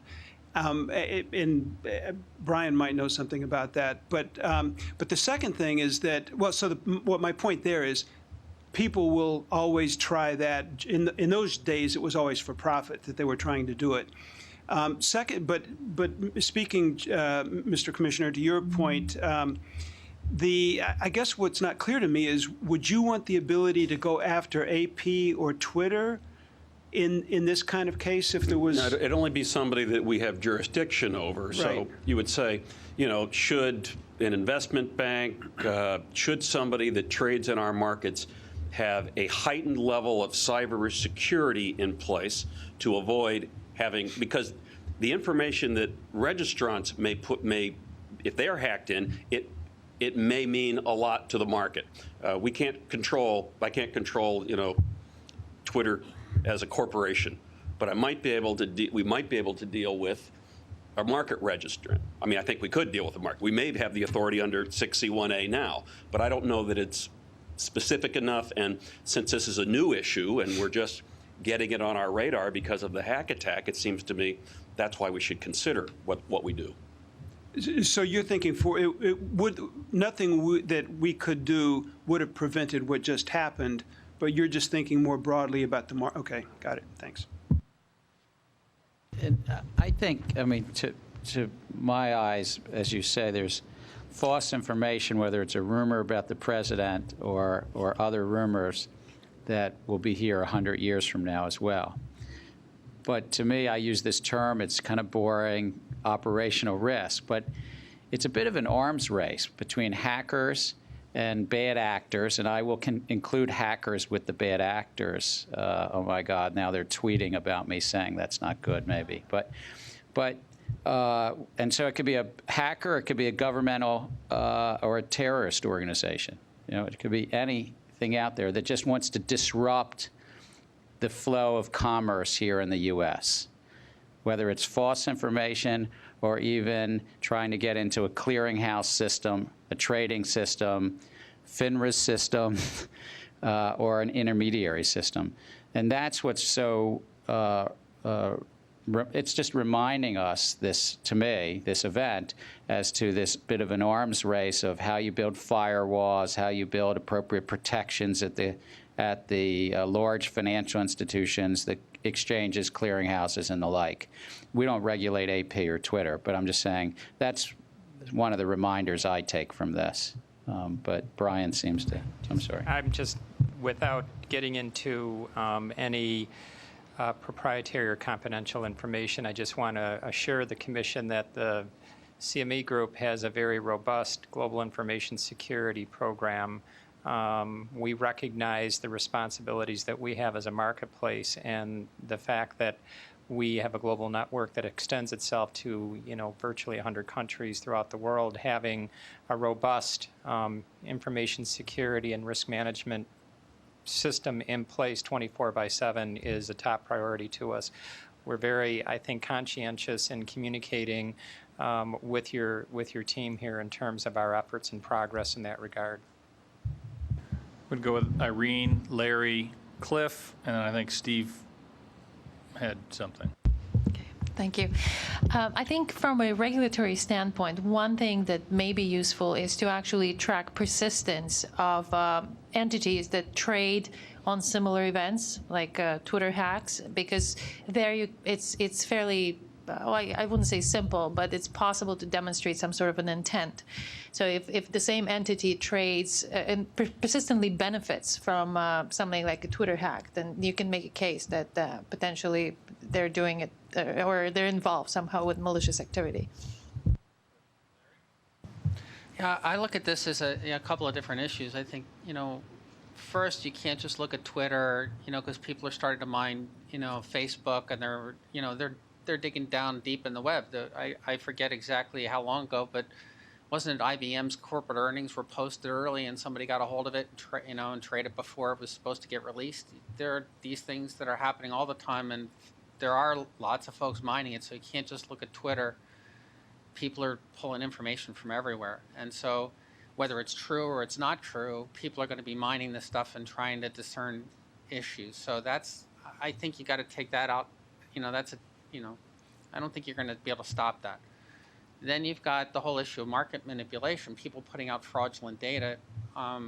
That's illegal to begin with. So the question then becomes is how do you track that down? And maybe that gets to, Manoj and TradeWorks and trying to get a better data platform to be able to find, who, and what Irene said, how do I find out who's profiting? And maybe that's a way to look backwards and see who's doing it. And then you've got the security infrastructure, the futures and securities infrastructure, which for most folks that I know, it's all on private networks. Now, that's not to say that I can hack through an FCM and then trade through that the FCM to get into the exchange. But there needs to be best practices and support, and I think the industry's done a pretty good job of on the security side of keeping that secure. So I'm not a big proponent of doing a whole ton more. Because I'm not sure that, you've got news. You're not necessarily sure if it's a rumor or not when people are trading this thing down. It's only the point where somebody determines that it's not true that it starts going back up. And how do you, do you all of a sudden put like 3-minute tick or something like that to say, well, is the information that Irene's trading on, is it right or not? I don't know that, I think it's really more to do with ensuring that the integrity of the infrastructure is good. I think that's the biggest thing that we can actually focus on, not what people are trading on and if the information they're trading on is reliable. Cliff? We had some experience, or I had some experience with the way you guys reviewed, the commission staff reviewed security arrangements in the context of a designated contract market approval. And I would say that you did a good job. It's probably sensible to go back and look at it as to whether the core systems are secure. But, banks have to do this with the Fed all the time. It all comes down to who on your staff has access to critical systems is part of this. You go through a process of what they call ethical hacks, where you bring in some guys with sort of shaggy that need a bath, and they try to break the system. And everybody in the financial services industry does that. That said, I think the key thing here was something the chairman alluded to, which is to the extent to which this goes to a different level than merely for profit and goes to the level of state-sponsored terrorist activity. And I think that's a totally different kettle of fish.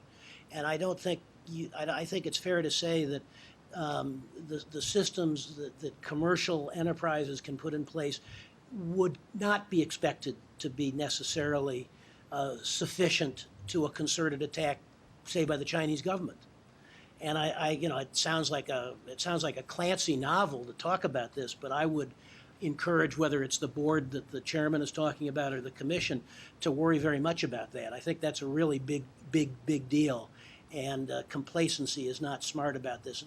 As a platform operator, you get service attacks all the time, thousands a month. But this is a different order. And the third thing I'd say is, really what you got to come back to, and I have, I'm not arguing this, but I've known those that have, the old days. I'm looking at Chris. When you'd have price movement limits in markets. Whether or not because of the state-sponsored possibility, or frankly, if the Twitter thing had been true, what sort of price movement, if there had been an explosion at the White House, would have been a reasonable movement? I mean, I can't say, but I think it's something that's what you can argue a lot about what government's for.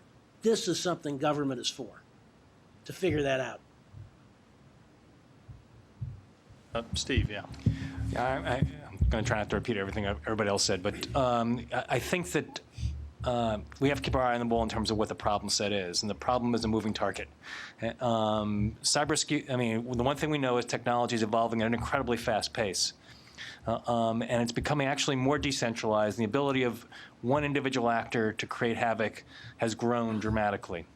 I think if we focus on the information flow, I think we're going to lose track of what the real problem is. The thing that keeps me up at night are account intrusions. There are so many points of entry to the environment today that a bad actor who can step into a weak player, we're only as strong as the weakest link we've got, could ultimately create significant havoc in the marketplace. And I think we as regulators need to keep our eye on that on a regular basis, always trying to find where those weakest points are and focusing on those to be sure that we are looking to find ways to close those loops. I don't think it's information. I think it's we're much more in danger of a rogue trader or a rogue individual executing a tremendous number of transactions in a very short period of time in a way that potentially could have deleterious effect on a broad-scale marketplace. Thinking of any special event in recent? I hope not. I try to ignore those. Just one last thought. It is true, the rumor thing is illegal, and as we've talked about, whether it was the wheat embargo or the mad cow disease, and one thing that's, I think, breathtaking is how fast the machines can now react, and the ability to distribute information can travel so much faster than just in the hallway at the Board of Trade. And so that's what's breathtaking about it. And the challenge for you all, and so much of this could be in the data, the challenge is that fast doesn't necessarily mean illegal. And that's a challenge because it's on the frontier of these technologies. And so it's a challenge for all of us. Thank you. Brian? Just to reiterate, the industry and the exchanges in particular have taken a number of steps to prevent the types of movements that I think the conversation is carrying on into now. Velocity logic, stop logic. I mean, there's been a number of controls that we have put in place over the past 2 years to prevent those types of movements, and the market would automatically stop. That was not the case in this situation. Well, that's interesting because a lot of reactions, because it's an automated, I think somebody mentioned it was an automated reaction. It moves quickly, big moves in the market.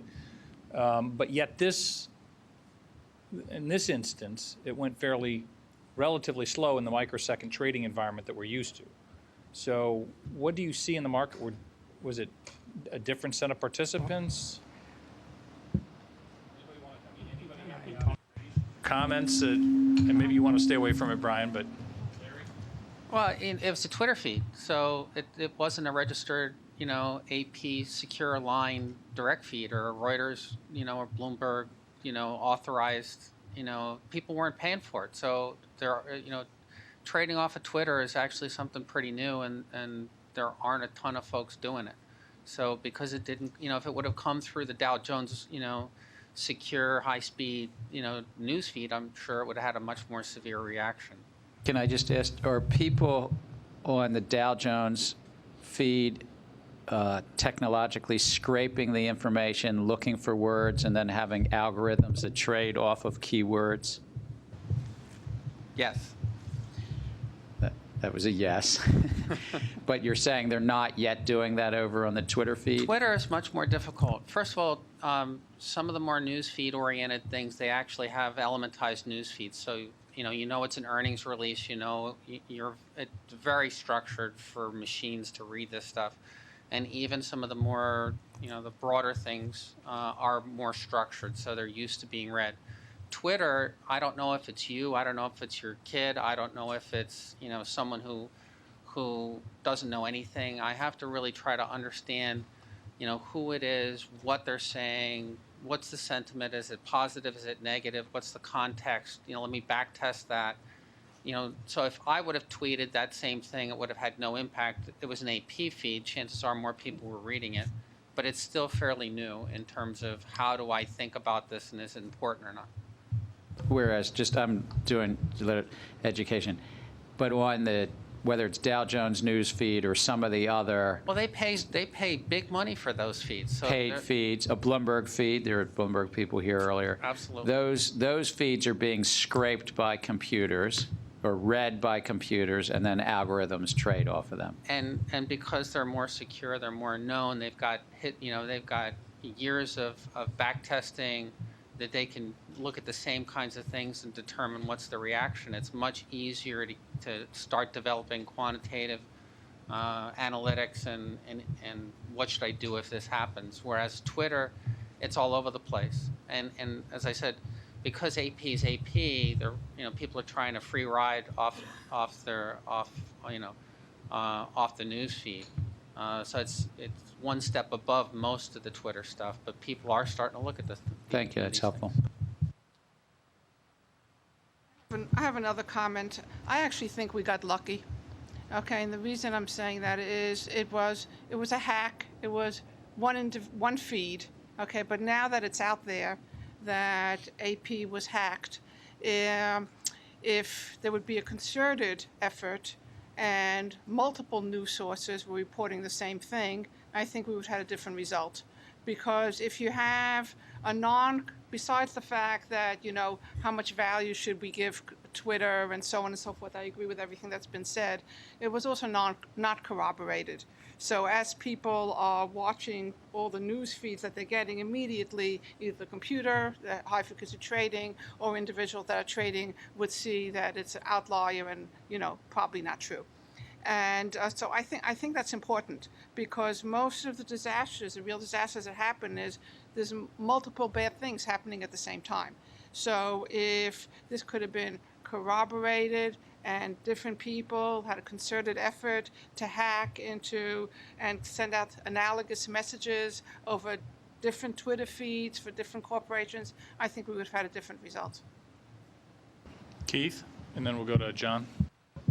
Sure. I just wanted to add something to what Larry said. So the Dow Jones feed that he's talking about can go directly into an automated trading system, but it's usually for data announcements or economic numbers that come out. I don't think that this particular example is something where someone scraped and traded off Twitter. And that's really also hard to do in more legitimate news services like Dow Jones or any of the other wires, because your text analysis is not an exact science. And you don't necessarily want to bet your bank on the kind of errors that could come up in that, one person writes one thing one way and then puts a comma in the next time and it means something completely different. So in this particular case, there was actually a pretty good lag between the Twitter feed message and the trade that actually moved the market. So it's hard to see that that was a scrape and trade activity. So. There are people out there who are creating multiple Twitter IDs to magnify the messages that they have about political things, about market things, about whatever. When the MF Global situation happened, I created an MF Global hashtag and would look at anything that would have the MF Global name in it. And it was like watching a slot machine. It was going by so fast. And many of the tweets were the same tweets that were like being robotically sent out to the marketplace, retweeted. You see this all the time. You see this a lot in the gold world. You see a lot in the silver world, tweeting from various blogs, their messages, trying to influence the thing with, the central banks are doing this or whatever it is. It's out there every single day. What happened. It's that in this case, there were some people that acted on this, okay, as opposed to the market just being mature and enough to say, I don't need to listen to that. That being said, there's a company out there called Social Media Analytics. They're now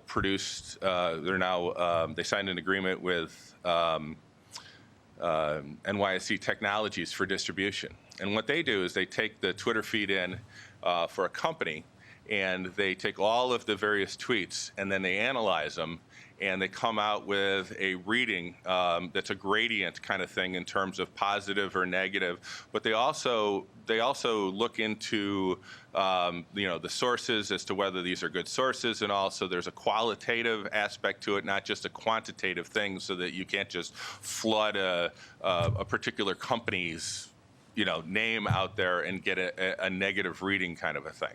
Okay, so in this case, I think that people that responded to a single tweet from AP and found out that it was false, you know what? They learned a valuable lesson. Okay, and the market will teach you lots of different lessons, and they learned one. It only moved 1%, which is pretty good considering. And the next time they're going to go, hey, do you see this anywhere else? Okay, before they press the button. Okay, and when you have big events that have happened in the market, people call people and they go, "What does your quote machine say?" Mine says that Dow's down 500 points. I mean, that's what people do. They verify information, and if somebody's going to act on unverified information, they're going to be taught a very difficult lesson by the market.